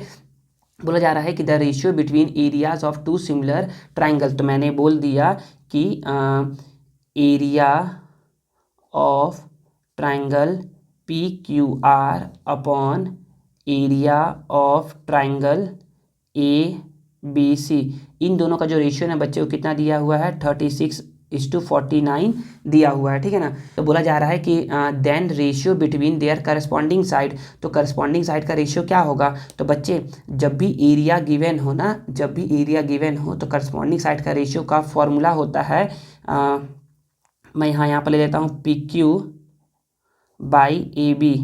तो जो एरिया होता है ना, एरिया उन दोनों मतलब कि जो रेशियो, जो एरिया का जो रेशियो होता है, जो एरिया का जो रेशियो होता है सिमिलर ट्राइंगल का, वो किसके इक्वल होता है, square of their corresponding sides के इक्वल होता है। तो ये इक्वल हो जाएगा 36/49 के। और जब आप इसको ना शिफ्ट करोगे, स्क्वायर को जब आप शिफ्ट करोगे तो PQ/AB स्क्वायर शिफ्ट होकर के बनता है यहाँ पर √36/49 हो जाएगा। और जब आप इसको ब्रेक करोगे ना तो ये कितना आएगा 6/7 आ जाएगा। तो इसका रेशियो क्या आ जाएगा 6:7 आ जाएगा। तो आपका ना 6:7 क्या हो जाएगा, आंसर हो जाएगा। तो मतलब कि ऑप्शन नंबर ए आपका आंसर हो जाएगा, ठीक है। देखिए तो यहाँ पर जरूरी नहीं कि PQ/AB ही होगा, यहाँ पर आप कुछ भी लिख सकते हैं। यहाँ पर लिख सकते हैं आप PQ/AB या फिर QR/BC या फिर PR/AC, आप कुछ भी लिख सकते हो, ठीक है ना। मतलब कि इन सभी का जो स्क्वायर होगा ना, मतलब कि जो इनके करस्पॉन्डिंग साइड्स का जो स्क्वायर होगा वो इक्वल होता है देयर करस्पॉन्डिंग एरिया के, मतलब कि उनके करस्पॉन्डिंग एरिया क्या होता है, ये इक्वल होता है, ठीक है। तो स्क्वायर करस्पॉन्डिंग साइड का स्क्वायर इक्वल होगा देयर करस्पॉन्डिंग एरियाज के, ठीक है। तो यहाँ पर 6/7 इसका आंसर आ जाएगा। ये 6/7 कैसे आया, 36 को जब आप ब्रेक करोगे ना, 36 को जब आप ब्रेक करोगे, सर ब्रेक मतलब होता है प्राइम फैक्टराइजेशन। क्या क्या करोगे, प्राइम फैक्टराइजेशन करोगे ना, तो कितना आएगा आंसर, कितना आएगा, ऐसे करोगे। देखिए यहाँ पर 36 है, 2 से डिवाइड करोगे इसको तो 18 टाइम्स में, फिर 2 से इसको डिवाइड करोगे तो 9 टाइम्स में, फिर 3 से डिवाइड करोगे तो 3 टाइम्स में, फिर 3 से डिवाइड करोगे तो 1 टाइम्स में। इन दोनों का पेयर बन गया, इन दोनों का पेयर बन गया, दोनों बाहर आ जाएंगे। मतलब कि यहाँ से 2 बाहर आएगा और यहाँ से 3 बाहर आएगा। तो 2 3 जा 6 हो जाएगा, 2 3 जा 6 हो जाएगा। वैसे ही जब 49 का करोगे, यहाँ पर 49 का करोगे तो 49 का 7 से करोगे तो 7 7 जा 7 1 जा, तो इन दोनों में से एक बाहर आएगा, 7 बाहर आएगा, तो 7 को यहाँ लिख दिया, ठीक है ना। बाहर आएगा मतलब कि स्क्वायर रूट के बाहर आएगा, ठीक है। चलिए अब हम लोग सॉल्व करते हैं बी का फर्स्ट क्वेश्चन को। देखिए बी का पहला प्रश्न बोला जा रहा है the gradient of the line 4x - y + 5 = 0। तो आप लोग को ना पहले ही बताया था ना, ऐसा क्वेश्चन ना सेट ए में भी आया है, ठीक है ना। तो आप लोग को बोला था ना कि सेट बी में भी है। जिसको सेट ए में समझ में नहीं आया होगा वो क्या करेगा, सेट बी में समझ लेगा। तो हम लोग क्या किए थे, हम लोग सबसे पहले इस इक्वेशन को ना y के फॉर्म में लिखे थे। तो अब हम बोलेंगे ना कि -y है, ये इस साइड आ जाएगा तो क्या हो जाएगा +y हो जाएगा। हम लोग लिख देते हैं। तो हम लोग क्या कर दिए, y को इधर लिख दिए। तो यहाँ पर क्या आ गया 4x + 5। सर हम लोग हमेशा y को लेके जाएंगे, नहीं बच्चे, हमको y को पॉजिटिव रखना है। y का क्या रखना है, पॉजिटिव रखना है। देखिए तो y पॉजिटिव में आना चाहिए। क्यों सर y पॉजिटिव में, बिकॉज जो इसका स्टैंडर्ड फॉर्म होता है ना, लाइन का एक स्टैंडर्ड फॉर्म, तो y = mx + c होता है, mx + c होता है। तो x से कंपेरिजन हो जाएगा, x से कंपेरिजन हो गया तो m किससे कंपेरिजन हो जाएगा, m हो जाएगा कंपेरिजन बच्चे, तो m कंपेरिजन हो जाएगा बच्चे 4 से। तो हमारा ग्रेडियंट क्या आ जाएगा 4। तो यहाँ पर 4 आंसर दे देंगे, ठीक है। बच्चे याद रखिए, मैं आपको पहले ही बताया हूँ ना कि ग्रेडियंट को ही क्या बोलते हैं हम लोग बच्चे, स्लोप बोलते हैं। क्या बोलते हैं, स्लोप बोलते हैं। ग्रेडियंट को ही क्या बोलते हैं, स्लोप बोलते हैं। और ये भी बताया हूँ ना कि ना स्लोप को निकालने का 2 तरीका होता है, कुल 2 मेथड है। पहला मेथड कि अगर आपको line, equation of line given है, तब आप क्या कर सकते हो, स्लोप निकाल सकते हो। और अगर आपको क्या दिया है, 2 पॉइंट दिया है, तो आप उन 2 पॉइंट की भी हेल्प से क्या कर सकते हो, स्लोप निकाल सकते हो, ठीक है ना। तो आपको जो क्वेश्चन नंबर जो 4 दिख रहा है ना, यहाँ पर क्वेश्चन नंबर 4, इस क्वेश्चन में बताऊंगा कि 2 पॉइंट की हेल्प से हम लोग स्लोप कैसे निकालते हैं। तो ये जो आएगा क्वेश्चन नंबर 2 से लेकर के क्वेश्चन नंबर 10 तक सॉल्यूशन रहेगा ना, वो ना नेक्स्ट वीडियो में रहेगा, ठीक है ना।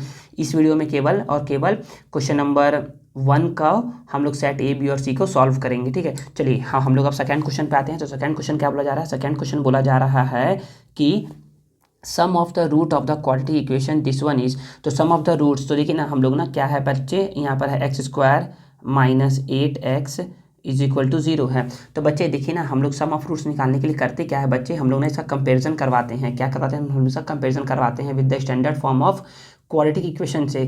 क्या है स्टैंडर्ड फॉर्म क्वाड्रेटिक इक्वेशन, तो बोलोगे कि ये होता है ax² plus B x plus C is equal to 0। तो on comparing we get, compare करने पर हम पाते हैं ना कि ए एक्स स्क्वायर से कंपेरिजन हो गया, तो ए किससे कंपेरिजन हो जाएगा बच्चे, यहाँ पर कुछ नहीं है मतलब कि 1 है, तो 1 मल्टीप्लाई एक्स स्क्वायर होता है, तो यहाँ ए हो गया 1 के इक्वल। बी देखिए एक्स से कंपेरिजन हो गया, तो बी क्या आ गया -8 आ गया, ठीक है। सी देखिए, अरे सी तो कुछ है ही नहीं यहाँ पर, तो बच्चे सी क्या है, 0 है, क्या है, सी 0 है, ठीक है।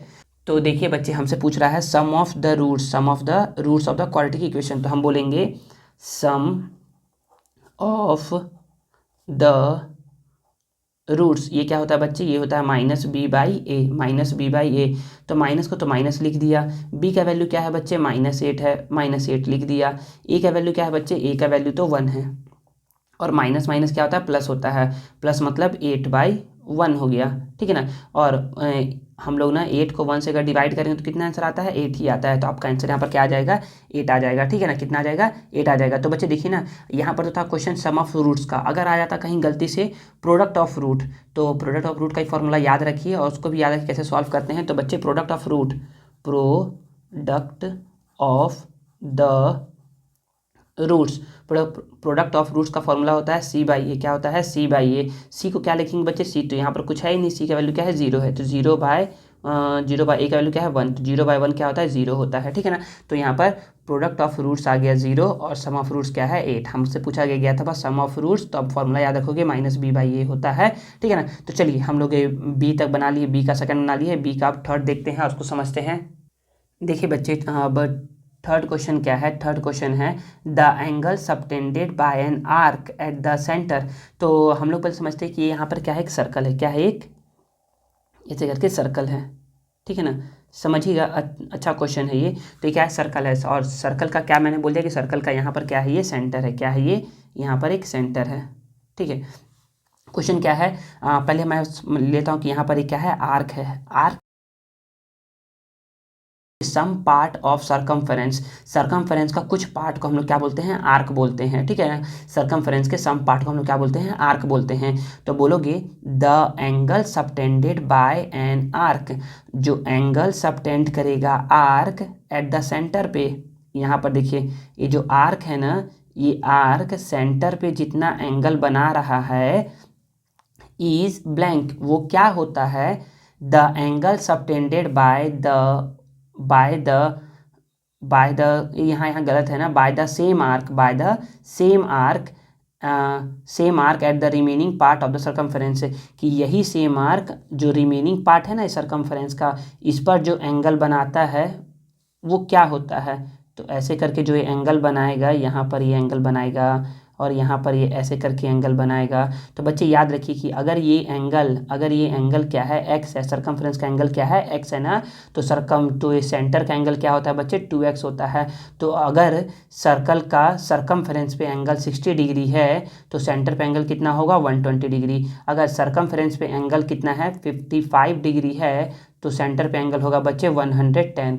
अगर सेंटर पे एंगल क्या है, सेंटर पे एंगल है 180 डिग्री, तो रिमेनिंग सरकमफ्रेंस पे एंगल कितना होगा बच्चे, 90 होगा। तो याद रखिए यहाँ पर क्या लिखोगे, डबल लिखोगे, क्या लिखोगे, डबल लिखोगे, कि जो ना the angle subtended by the arc at the centre O is double, centre O पे क्या बनाता है, डबल एंगल बनाता है, the angle subtended by the same arc at the remaining point of the circumference. तो बच्चे ना स्टेटमेंट बेस्ड क्वेश्चन है, मतलब कि क्या है, एक थ्योरम है, आप इसको थ्योरम के तौर पे याद करोगे कि ये क्या है, थ्योरम है। ये थ्योरम बोलता है ना कि जो angle subtended by the arc at the centre होता है ना, वो क्या होता है, डबल होता है, जो भी एंगल सबटेंड करता है same arc remaining part of the circumference पे। तो यहाँ पर क्या लिख दोगे, डबल लिख दोगे और आपका आंसर आ जाएगा, ठीक है ना। फोर्थ क्वेश्चन को समझते हैं। फोर्थ बोला जा रहा है the value of sec square 90 minus theta minus 10 square 90 minus theta is. तो बोलोगे कि हमसे बोल रहा है कि बताइए sec square 90 minus theta minus 10 square 90 minus theta का वैल्यू क्या होगा। तो बच्चे एक तो पहले ये समझिए कि एक फॉर्मूला होता है, क्या फॉर्मूला होता है बच्चे, फॉर्मूला होता है, यहाँ पर बोलोगे कि 1 + 10 स्क्वायर थीटा ये होता है सेक स्क्वायर थीटा के इक्वल होता है। तो वैसे मैं बोल दूं कि 1 को यहीं पर छोड़ दे रहा हूं मैं, और सेक स्क्वायर थीटा इधर था ही, और ये 10 स्क्वायर थीटा है ना, ये प्लस में इधर आएगा तो माइनस में, ठीक है। तो बच्चे बोलोगे कि अगर अगर यहाँ पर sec square theta minus tan square theta रहता है ना, तो मैं क्या बोलता है, उसका आंसर 1 होता है। मतलब कि अगर यहाँ पर थीटा है तो यहाँ पर भी थीटा है, तो इसका आंसर क्या होगा, 1 होगा। अगर यहाँ पर 10 डिग्री है, यहाँ पर भी 10 डिग्री है, तो आंसर क्या आएगा, 1 आएगा। अगर यहाँ 20 डिग्री है, यहाँ पर भी 20 डिग्री है, तो आंसर क्या आएगा, 1 आएगा। अगर अगर यहाँ पर 20 माइनस थीटा है और यहाँ पर भी 20 माइनस थीटा है, तो यहाँ पर आंसर क्या आएगा, 1 आएगा। अगर यहाँ पर 90 माइनस थीटा है और यहाँ पर भी 90 माइनस थीटा है, तो आंसर क्या आएगा, 1 आएगा। देखिए बच्चे, तो आप बोल सकते हो कि sec square 90 minus theta minus 10 square 90 minus theta, answer क्या आएगा बच्चे, 1 आएगा। ये क्या है, आइडेंटिटी है ना, इसको याद रखिएगा। ठीक है, तो इसका आंसर क्या हो जाएगा, 1 हो जाएगा। आई थिंक समझ में आ गया होगा। अब क्वेश्चन नंबर जो 5th है उसको, उस 5th को समझते हैं और इसको ख़त्म करते हैं। 5th क्या है, 5th है the value of 1/2 sine 17 degree into cosec 17 degree. यहाँ पर पूरा लिखा नहीं ना, 17 डिग्री विल बी ब्लैंक, क्या होता है। तो बच्चे देखिए ना, यहाँ पर ना ये भी बहुत आसान है कि ना, हमेशा यह याद रखिए कि साइन और कॉसेक जो होते हैं ना बच्चे, वो क्या होते हैं, रेसिप्रोकल होते हैं। मतलब कि साइन कॉसेक का क्या होता है, रेसिप्रोकल होता है। तो मैं यहाँ पर क्या बोल दूंगा, यहाँ पर मैं बोल दूंगा 1/2 को 1/2, साइन को लिख दूंगा साइन 17 डिग्री और कॉसेक को लिख दूंगा मैं 1/sin 17 डिग्री। सर ये कैसे बोल दिए बच्चे, इसको याद रखिए ना। क्या याद रखना है सर, याद ये रखना है कि cosec theta is equal to होता है 1/sin थीटा के। ठीक है ना। देखिए यहाँ पर थीटा है तो यहाँ पर भी थीटा, यहाँ पर 10 डिग्री, यहाँ पर 10 डिग्री, यहाँ पर 15 डिग्री, यहाँ पर 15 डिग्री, यहाँ पर 17 डिग्री, यहाँ पर भी 17 डिग्री। ठीक है ना। यहाँ से क्या हो जाएगा, कट जाएगा ये। तो इसको सॉल्व करने पर कितना आ जाएगा आंसर, इसको सॉल्व करने पर आ जाएगा 1/2 मल्टीप्लाई 1, क्योंकि कटेगा तो 1 आंसर आएगा। और 1/2 मतलब कि 1 मल्टीप्लाई 1 होता है, और तो ये 1/2 आंसर आ जाएगा। ठीक है ना। तो 1/2 का क्या हो जाएगा, यहाँ पर आंसर फिल कर लोगे कि 1/2 क्या होगा, इसका आंसर होगा। ठीक है ना। वैसे ही ना अभी बताया कि कॉसेक थीटा होता है 1/sin थीटा के, वैसे ही जो कॉट थीटा होता है वो होता है 1/tan थीटा के। ठीक है ना। और जो कॉसेक हो गया साइन के, और फिर जो सेक थीटा होता है वो होता है 1/cos थीटा के। तो बच्चे इन सबको याद रखोगे, आगे एग्जाम में पूछा जा सकता है। ठीक है ना। तो चलिए अब हम लोग जो सेट बी का जो क्वेश्चन नंबर सी है उसको सॉल्व करते हैं और समझते हैं। देखिए सी का पहला क्वेश्चन बोला जा रहा है the sum of 2 odd number is always odd. तो देखिए 2 ऑड नंबर, सपोज करिए कि यहाँ पर एक ऑड नंबर है 3 प्लस एक और ऑड नंबर लेते हैं 5। तो 3 और 5 को ऐड करिए तो कितना आता है, 8 आता है। तो 8 क्या ऑड नंबर है, नहीं बच्चे, 8 तो क्या है, इवन नंबर है। क्या है ये, इवन नंबर है। तो बोल रहा है कि the sum of 2 odd number is always odd, हमेशा ऑड होता है। नहीं बच्चे, ये हमेशा ऑड नहीं होता है, ये क्या होता है, इवन नंबर होता है। क्या होता है, इवन नंबर होता है। तो ये बात क्या बोल रहा है, बिल्कुल ही गलत बोल रहा है। तो ये हो जाएगा फॉल्स स्टेटमेंट। समझ में आ गया पहला वाला आंसर कि फॉल्स क्यों होगा। चलिए सेकंड है, बोलोगे the tax on annual income comes from all sources of any person is called income tax. तो बच्चे याद ये रखना है ना बच्चे कि ना, कोई भी पर्सन हो गया, कंपनी हो गया, या कुछ भी, कोई भी पर्सन या कंपनी होता है, वो सारे सोर्सेस मतलब कि जहाँ जहाँ से पैसा कमा सकता है, उन सभी जगहों से जो पैसा कमाता है ना साल भर में, उसको बोलते हैं एनुअल इनकम। क्या बोलते हैं, एनुअल इनकम। और उस एनुअल इनकम पर जो उसको टैक्स पे करना पड़ता है, उसको बोलते हैं टैक्सेबल इनकम। और उसी टैक्सेबल इनकम को वो इनकम टैक्स के तौर पे क्या करता है, वो पे करता है।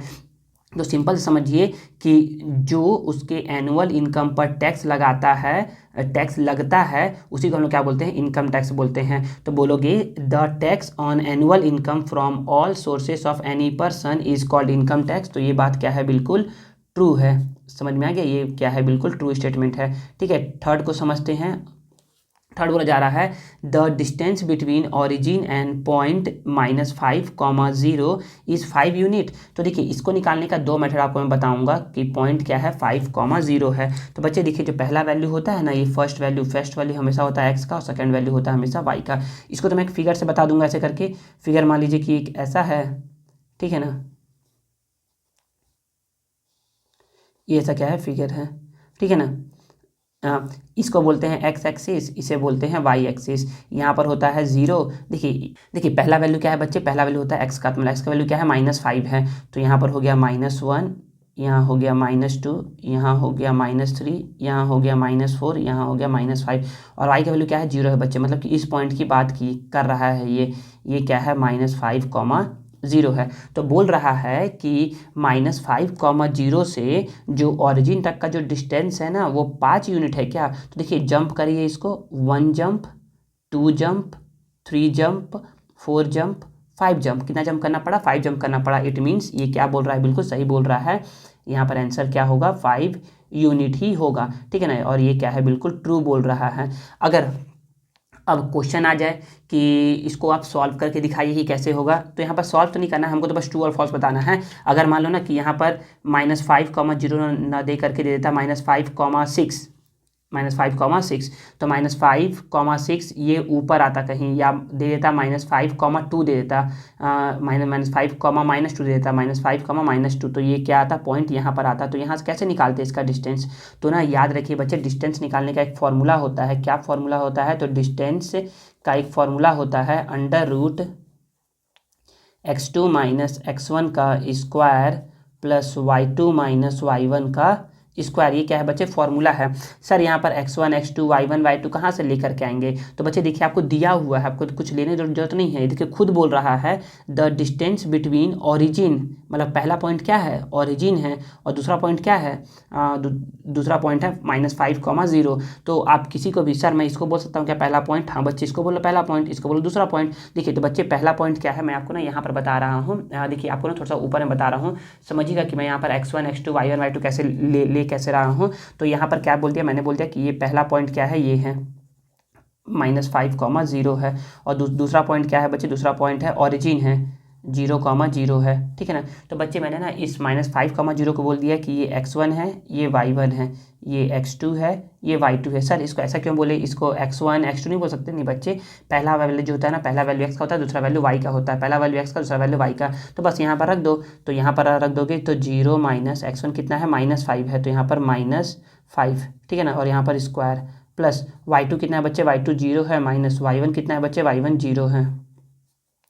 यहाँ देखिए 0 को 0 लिख दिए, माइनस माइनस कितना हो गया बच्चे, माइनस माइनस हो गया +5 का स्क्वायर। 0 - 0 कितना होता है बच्चे, 0 ही होता है, तो 0 का स्क्वायर करोगे तो 0 ही आएगा, ठीक है। 0 + 5 कितना होता है बच्चे, 5 होता है, तो 5 का स्क्वायर। और इसको लिखने की जरूरत है नहीं, यहाँ पर लिखा हुआ है ये 5 × 5, और जब दो नंबर का पेयरिंग बन जाता है तो एक पेयरिंग क्या आता है, एक नंबर बाहर आ जाता है, और ये हो जाएगा 5 यूनिट। ऐसा क्वेश्चन आपको इसलिए बताया गया ना, क्योंकि ऐसा क्वेश्चन जो होता है ना वो आता है एग्जाम में कि find the distance between origin and point -5, 6 या 2, 3 या 4, 7। तो कैसे निकालोगे आप, ऐसा अगर आएगा तो इसी यही जो ये 3-4 लाइन है ना, इन 3-4 लाइन को लिखोगे और ये इसको लिखोगे कि यहाँ से x1, y1, x2, y2 की क्या क्या है, x1, y1 और x2, y2, ठीक है ना। ऐसे करके निकालोगे, मतलब ऑरिजिन बोलेगा तो हमेशा इसको ले लेना 0 और 0, और यहाँ पर जिस पॉइंट के बारे में बोलेगा, अगर बोलता है 2, 3 तो x1 हो जाएगा 2, y1 हो जाएगा 3। अगर बोलता है 5, -8 तो x1 हो जाएगा 5 और y1 हो जाएगा -8,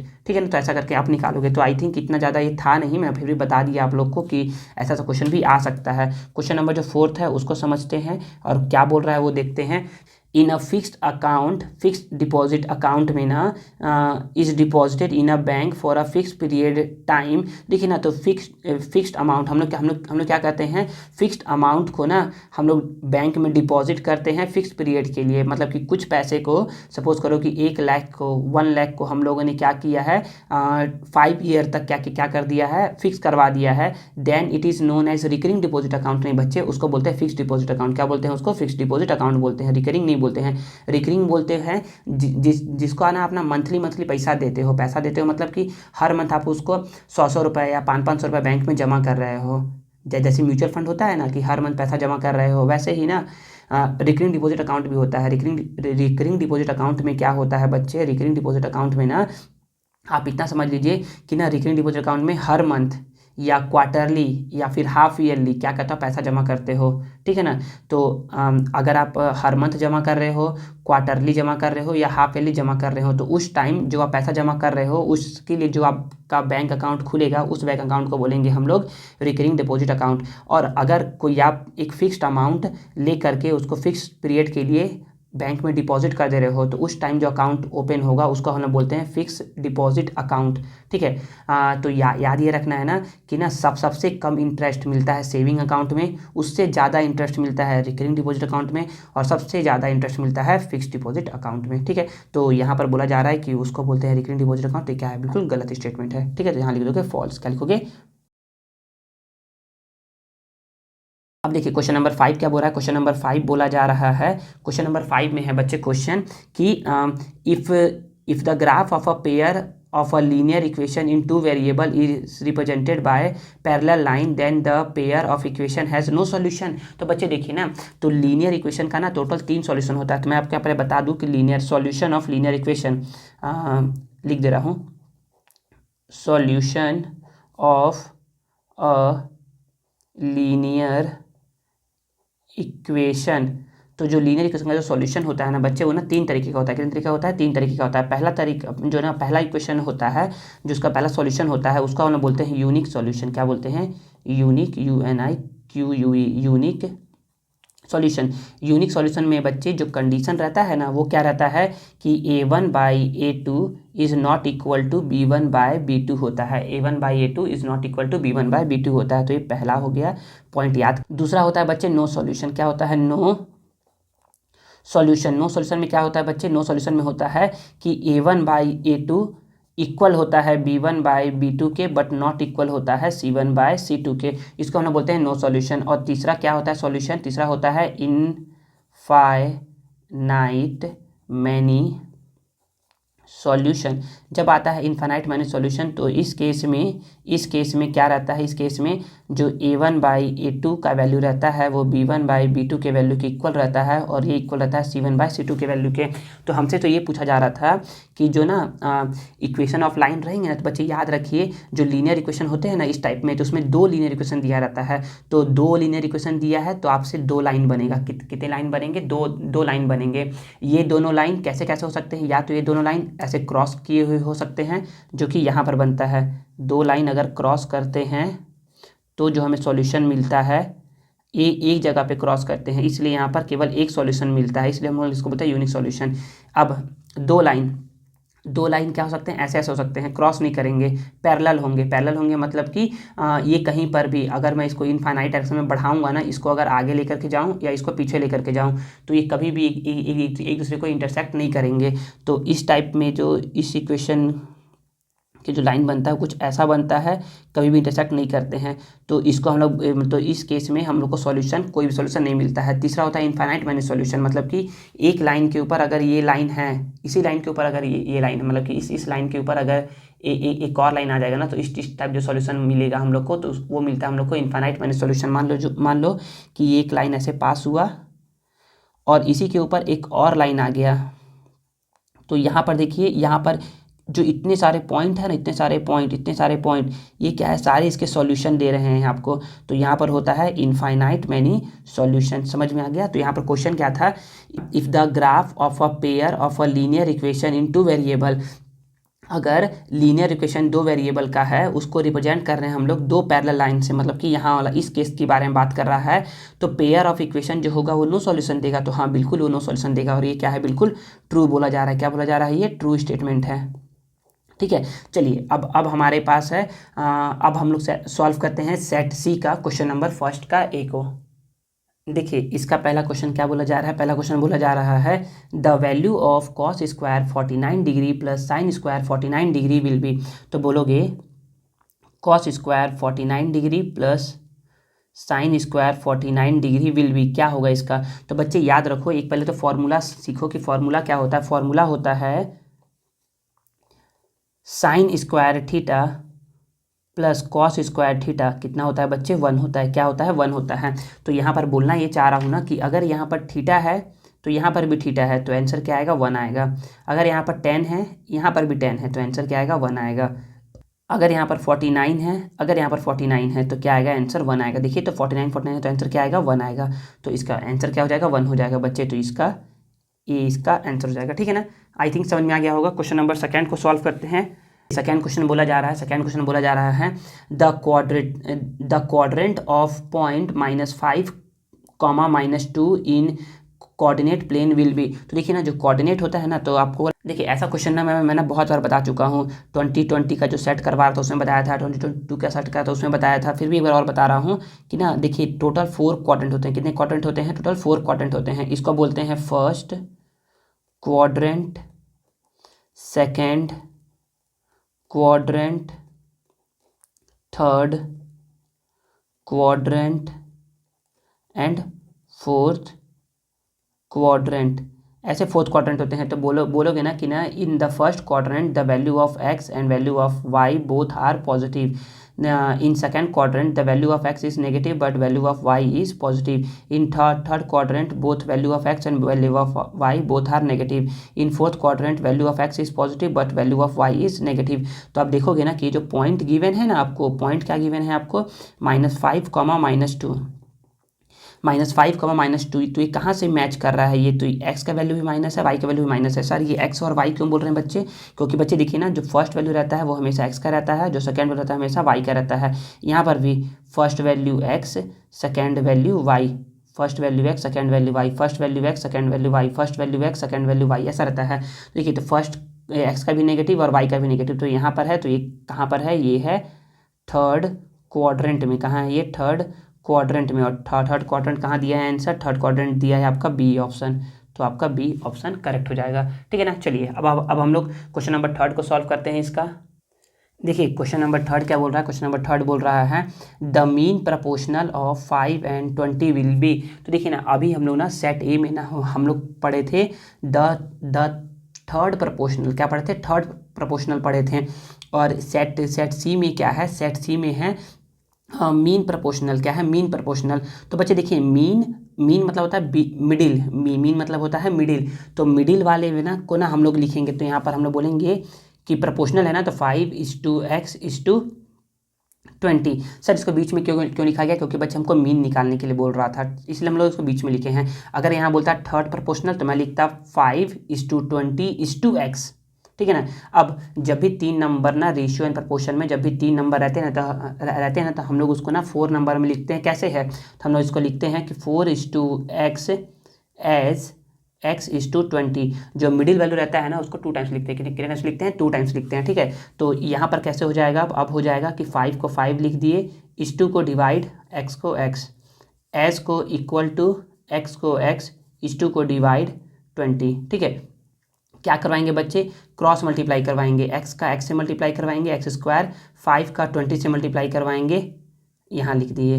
तो 5 × 20 कितना हो जाएगा बच्चे? 100 हो जाएगा, ठीक है ना। अब थोड़ा सा यहाँ पर दिमाग लगाएंगे। दिमाग क्या लगाना है? दिमाग ये लगाना है कि यहाँ पर x² 100 था, इसको मैं लिख सकता हूँ x = स्क्वायर है तो इधर आएगा तो रूट में बन जाएगा, ठीक है ना। यहाँ पर x को x लिख दिया। यहाँ पर देखिएगा बच्चे, यहाँ पर 100 है ना, तो 100 का करूँगा मैं प्राइम फैक्टराइजेशन।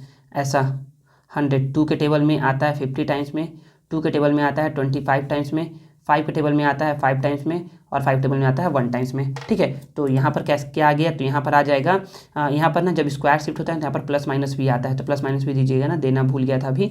तो 100 को करेंगे तो आएगा तो 2 × 2 × 5 × 5।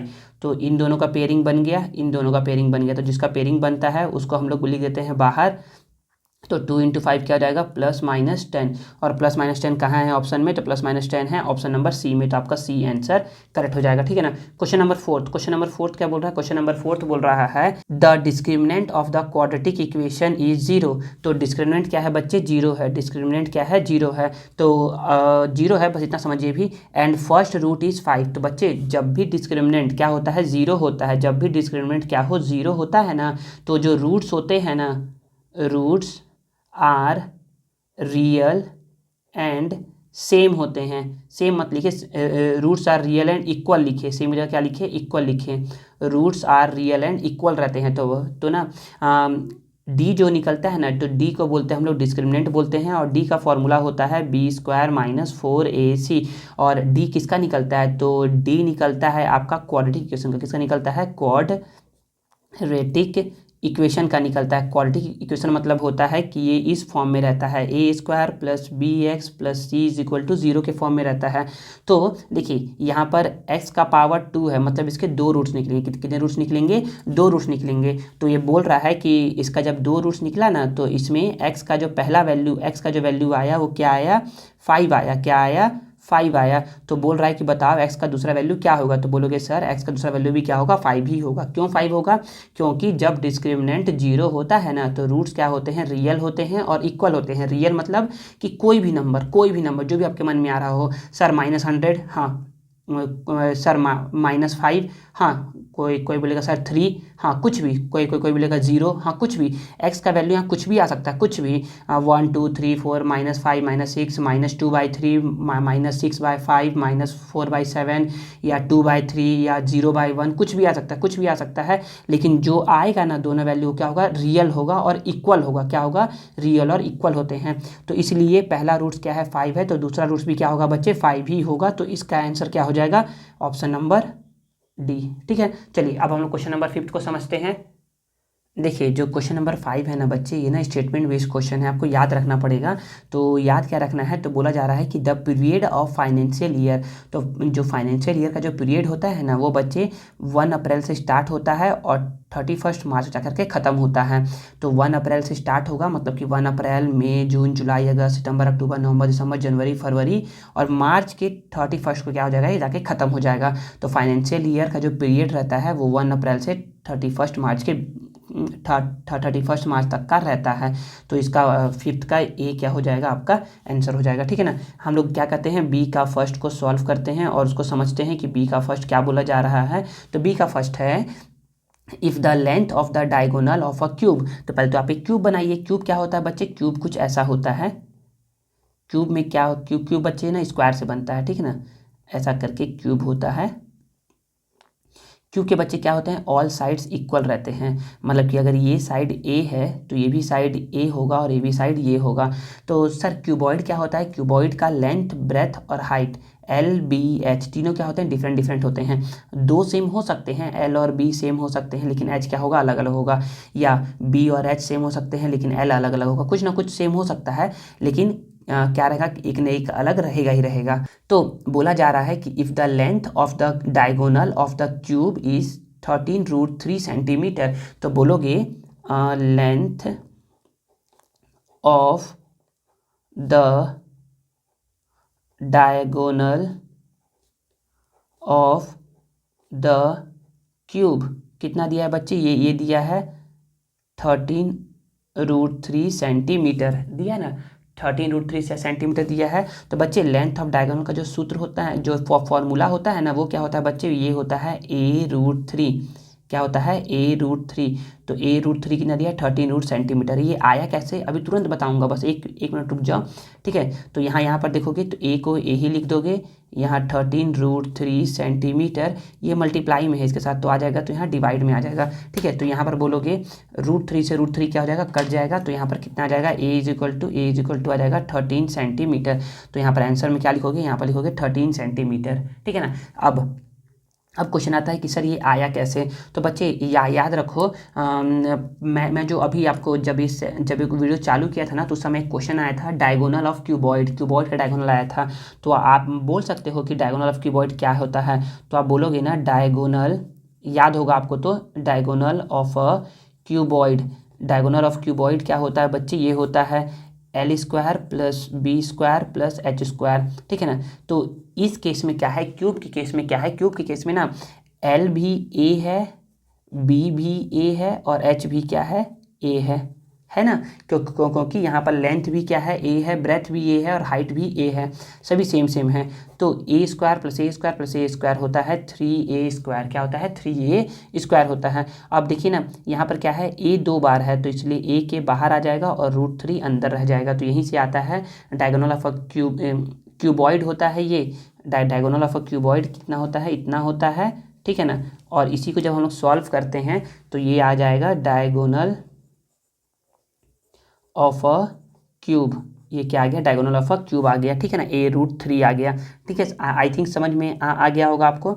अब देखते हैं question number second. Question number second क्या बोल रहा है, तो क्वेश्चन नंबर सेकंड बोल रहा है कि the sum of an odd number, तो एक ऑड नंबर सपोज करो कि 3 है, प्लस एन इवन नंबर, एक इवन नंबर मान लो कि 6 है, तो 6 और 3 को प्लस करेंगे तो कितना आएगा, 9 आएगा। तो 9 क्या आया, तो बोला जा रहा है कि the sum of an odd number, एक ऑड नंबर और एक इवन नंबर का सम क्या आता है, ऑलवेज। तो 9 क्या है बच्चे, ऑड नंबर है, तो हमेशा क्या आता है, ऑड नंबर आता है। तो यहाँ पर लिख दोगे ऑड नंबर, क्या लिख दोगे, ऑड नंबर सेकेंड वाले में। क्वेश्चन नंबर 3 को समझते हैं। देखिए क्वेश्चन नंबर तीसरा क्या बोल रहा है, क्वेश्चन नंबर तीसरा बोल रहा है in similar polygon all corresponding sides are in. तो जो सिमिलर पॉलीगॉन होते हैं ना, सपोज करिए कि ये एक ट्राइंगल है और एक ही छोटा सा ट्राइंगल है, ये एक रेक्टेंगल है और यहाँ पर भी एक ये रेक्टेंगल है, ठीक है ना। ऐसे करके ही एक सर्कल है और यहाँ पर भी क्या है, एक ये छोटा सा सर्कल, ये दोनों सेम सेम के बन गए हैं। तो मैं बोलूँगा कि क्या ये दोनों सिमिलर, मैं बोलूँगा कि क्या ये दोनों सिमिलर है, तो बोलोगे यस सर ये दोनों सिमिलर है because their shapes are same. मैं बोलूँगा कि क्या ये सिमिलर्स है, तो बोलोगे यस सर ये क्या है, सिमिलर है because their shapes are same. तो ये यहाँ पर बात कर रहा है पॉलीगॉन का ना, तो यहाँ पर पॉलीगॉन नहीं होगा, ये पॉलीगॉन, इसको कट कर दो, ये काम का नहीं है, ठीक है ना। तो बच्चे ये देखिए यहाँ पर बोलना क्या चाह रहा है कि जो सिमिलर पॉलीगॉन होते हैं ना, जो सिमिलर पॉलीगॉन होते हैं उनके करस्पॉन्डिंग साइड्स कैसे होते हैं, तो बच्चे उनके करस्पॉन्डिंग साइड किस में होते हैं, प्रोपोर्शनल में होते हैं। कैसे होते हैं, प्रोपोर्शन में होते हैं। तो उनके करस्पॉन्डिंग साइड किस में होते हैं, प्रपोर्शन में होते हैं, ठीक है ना। तो यहाँ पर आंसर में क्या लिखिएगा, प्रपोर्शन लिखिएगा। प्रपोर्शन मतलब कि बोलोगे this side divided by this side equal होगा this side divided by this side, इसके मतलब कि ऐसा है, ऐसा बोलना चाह रहा है ये। सपोज करो यहाँ पर लिखा हुआ है ए, यहाँ बी, यहाँ सी और यहाँ लिखा हुआ है पी क्यू आर। तो आप बोल सकते हो, प्रपोर्शन का मतलब होता है कि A B by P Q का ratio B C by Q R के रेशियो और A C by P R के रेशियो के इक्वल होगा। तो यही होता है प्रपोर्शन में होते हैं, किसमें होते हैं, प्रपोर्शन में होते हैं, ठीक है ना।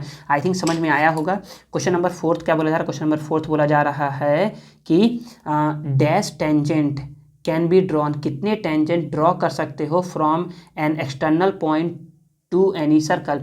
तो सपोज करिए कि ये क्या है, एक सर्कल है, ये क्या एक सर्कल है, यहाँ पर एक एक्सटर्नल पॉइंट दिया हुआ है। तो इस पॉइंट से आप कितने टेंजेंट ड्रॉ कर सकते हो बच्चे। तो मैंने बताया था ना कि ना सर्कल के किसी भी एक्सटर्नल पॉइंट से या आउटसाइड पॉइंट से केवल और केवल आप 2 टेंजेंट ड्रॉ कर सकते हो। दो टेंजेंट क्या कर सकते हो, आप ड्रॉ कर सकते हो। देखिए तो ये 2 टेंजेंट ड्रॉ है। अगर आप बोलोगे कि ये ओ है और यहाँ पर ये टच कर रहा है ए पर और यहाँ पर ये टच कर रहा है बी पर, तो बोल सकते हो कि ओ ए इक्वल होगा ओ बी के।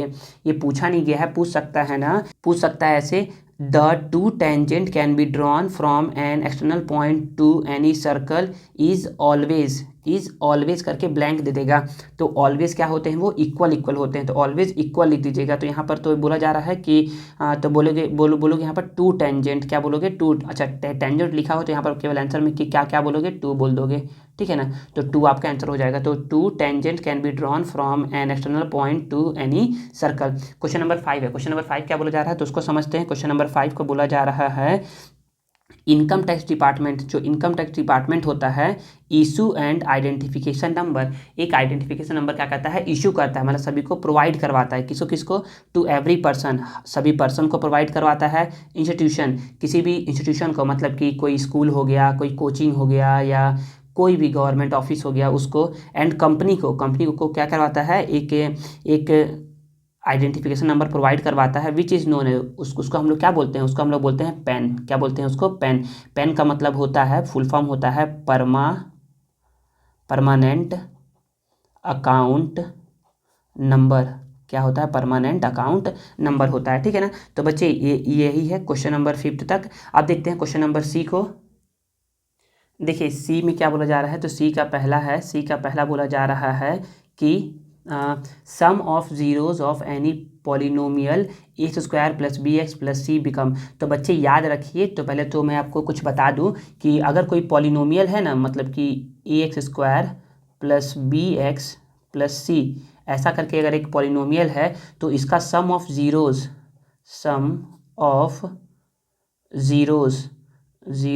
का फॉर्मूला होता है -b/a। तो बच्चे देखिए ना, तो माइनस को तो मैंने माइनस लिख दिया। b क्या होता है बच्चे, जो b होता है ना, b क्या होता है, b होता है कोफिशिएंट ऑफ x। मतलब कि b किसके आगे लिखा हुआ है, तो b लिखा हुआ है x के आगे, इसलिए इसको बोलते हैं कोफिशिएंट ऑफ x। और वैसे ही a किसके आगे लिखा हुआ है, a लिखा हुआ है एक्स स्क्वायर के आगे, तो ये है कोफिशिएंट ऑफ एक्स स्क्वायर। तो b क्या है बच्चे, b को हम लोग बोलते हैं कोएफिशिएंट ऑफ x बोलते हैं, कोएफिशिएंट ऑफ x बोलते हैं। ठीक है। और a को क्या बोलते हैं बच्चे, a को बोलते हैं कोफिशिएंट ऑफ एक्स स्क्वायर। क्या बोलते हैं, coefficient of x square, coefficient of x square. ठीक है। तो बच्चे ये क्या होता है, फॉर्मूला होता है। तो बोला जा रहा है कि sum of zeros of any polynomial x square plus B x plus c become इतना। तो बच्चे देखो ये ना उल्टा बोल रहा है। अच्छा चलें, देखो बिल्कुल बिल्कुल क्या बोला है, सही बोल रहा है। तो यहाँ पर आंसर क्या हो जाएगा, ट्रू हो जाएगा। क्या हो जाएगा इसका आंसर, ट्रू। ठीक है ना। ये अभी पूछा गया था, सम ऑफ जीरोस पूछा गया था। आगे पूछ सकता है, प्रोडक्ट ऑफ जीरोस भी पूछ सकता है। अभी पूछा नहीं गया है, आने वाले एग्जाम में पूछा जा सकता है कि प्रोडक्ट ऑफ जीरोस क्या होता है। तो प्रोडक्ट ऑफ जीरोस होता है बच्चे c/a। c/a क्या है बच्चे, c क्या है बच्चे, c जो है ना ये कांस्टेंट टर्म होता है। क्या होता है, कांस्टेंट टर्म होता है। ठीक है। और ए क्या होता है बच्चे, ए जो होता है ना ये होता है कोफिशिएंट ऑफ एक्स स्क्वायर। तो यहाँ बोलोगे कोएफिशिएंट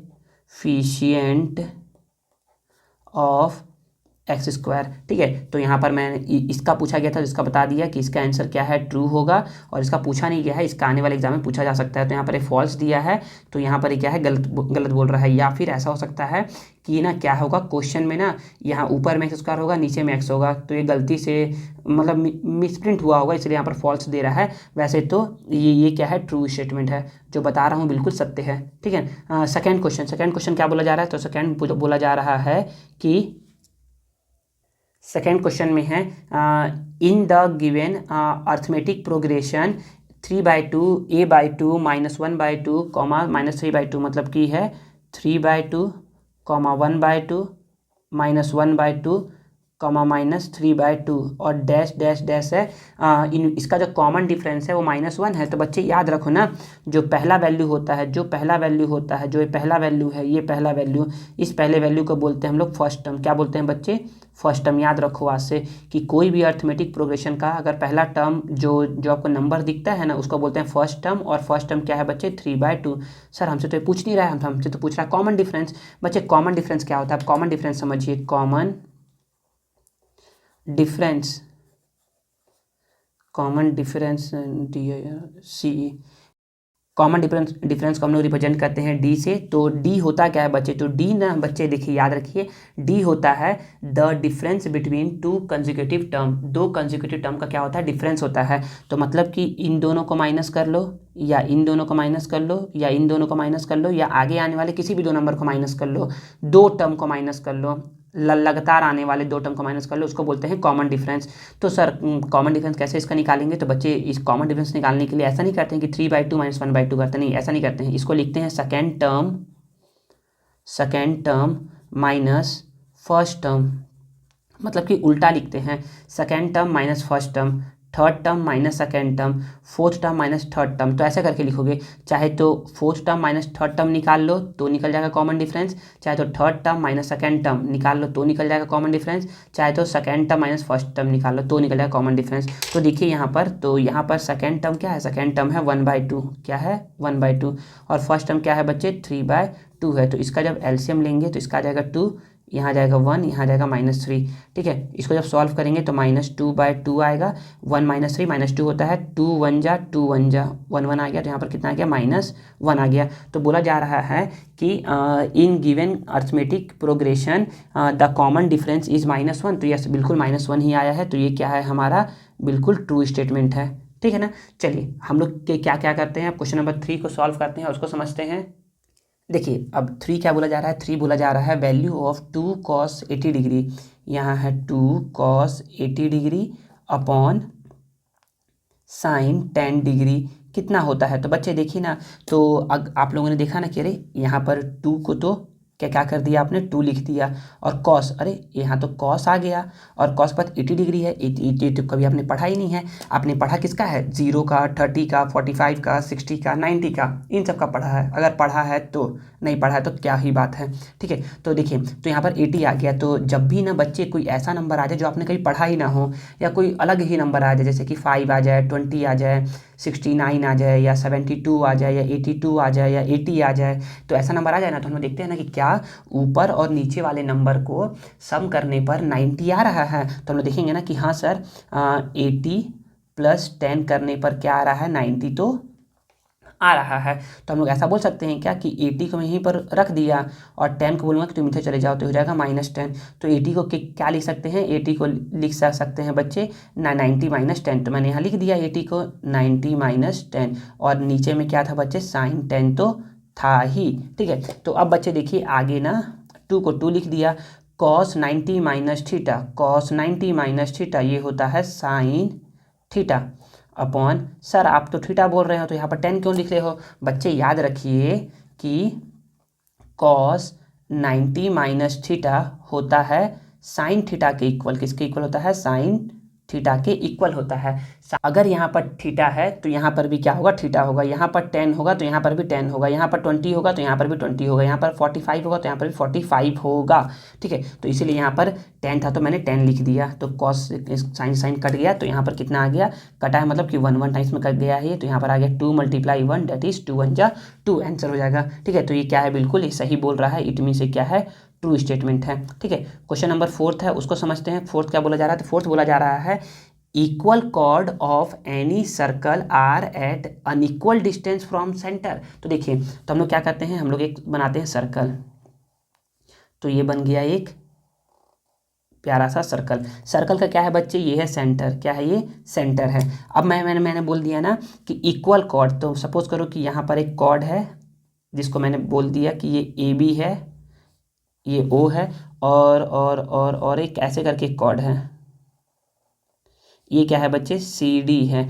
तो ये बोल रहा है कि इक्वल कॉर्ड मतलब कि अगर ए बी सी डी के इक्वल है, ऐसा बोला जा रहा है कि if A B equal C D, अगर ए बी सी डी के इक्वल है ना, तो बच्चों याद रखो ओ से जो ए बी का डिस्टेंस होगा, परपेंडिकुलर डिस्टेंस जो होगा, मतलब कि सपोज करो कि ये ओ एम है, ओ से परपेंडिकुलर डिस्टेंस ओ एम है ना, तो यहाँ से, और जो इसका डिस्टेंस होगा परपेंडिकुलर डिस्टेंस ओ एन, वो भी क्या होगा, इक्वल होगा। मतलब कि अगर कॉर्ड इक्वल है तो उनके बीच का डिस्टेंस, तो मतलब कि सेंटर से उनका डिस्टेंस भी क्या होता है, इक्वल होता है। याद रखो, अगर कॉर्ड इक्वल है, अगर कॉर्ड इक्वल है ना, तो सेंटर से उनका डिस्टेंस भी क्या होता है, इक्वल होता है। तो ये बात क्या बोल रहा है, बिल्कुल ये गलत बोल रहा है।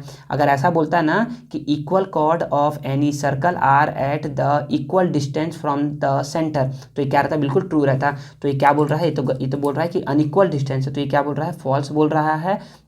ठीक है, तो बोलोगे if A B is equal to C D, अगर A B is equal to C D है ना, तो O M is equal to O N होगा। ये बात को आप याद रखिएगा। ठीक है ना, ये एक थ्योरम है, इस थ्योरम को आप याद रखिएगा। पाँचवां क्वेश्चन क्या बोला जा रहा है, पाँचवां क्वेश्चन है last question of the day, the abscissa of point x comma Y is x. तो बच्चे देखिए ना, तो point x comma y, point x comma y में बच्चे देखिए ना, जो ना ये जो पॉइंट्स है ना, पहला जो वैल्यू रहता है बच्चे, ये एक्स को, तो पहला वैल्यू हमेशा एक्स का रहता है, दूसरा वैल्यू हमेशा वाई का रहता है, ये तो बताया था आपको।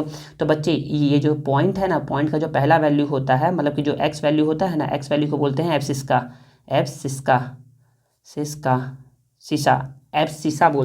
बोलते हैं। और जो सेकेंड वैल्यू रहता है उसे बोलते हैं ऑर्डिनेट्स। क्या बोलते हैं, ऑर्डिनेट्स। तो बोलोगे ऑर्डिनेट, ठीक है ना। तो बच्चे याद रखो कि जो एक्स का वैल्यू रहता है उसको बोलते हैं एब्सिसा, और जो वाई वैल्यू रहता है उसे बोलते हैं ऑर्डिनेट। ठीक है ना, तो यहाँ पर बोला जा रहा है the abscissa of point x is x. तो जो इस पॉइंट का जो एब्सिसा है वो एक्स है क्या, तो यस बिल्कुल क्या है, ये ट्रू बोल रहा है, ये बिल्कुल ट्रू बोल रहा है। ये ऐसा भी बोल सकता था, the abscissa of point x comma Y is Y, तो आप बोलते कि ये फॉल्स बोल रहा है। ठीक है, तो आई थिंक ऐसा ही क्वेश्चन इसमें आ सकता है। ऑर्डिनेट को लेकर के पूछ सकता है, एब्सिसा को लेकर के पूछ सकता है। तो यहाँ पर होता है set A, set B, set C का क्वेश्चन नंबर फर्स्ट का ABC सॉल्व।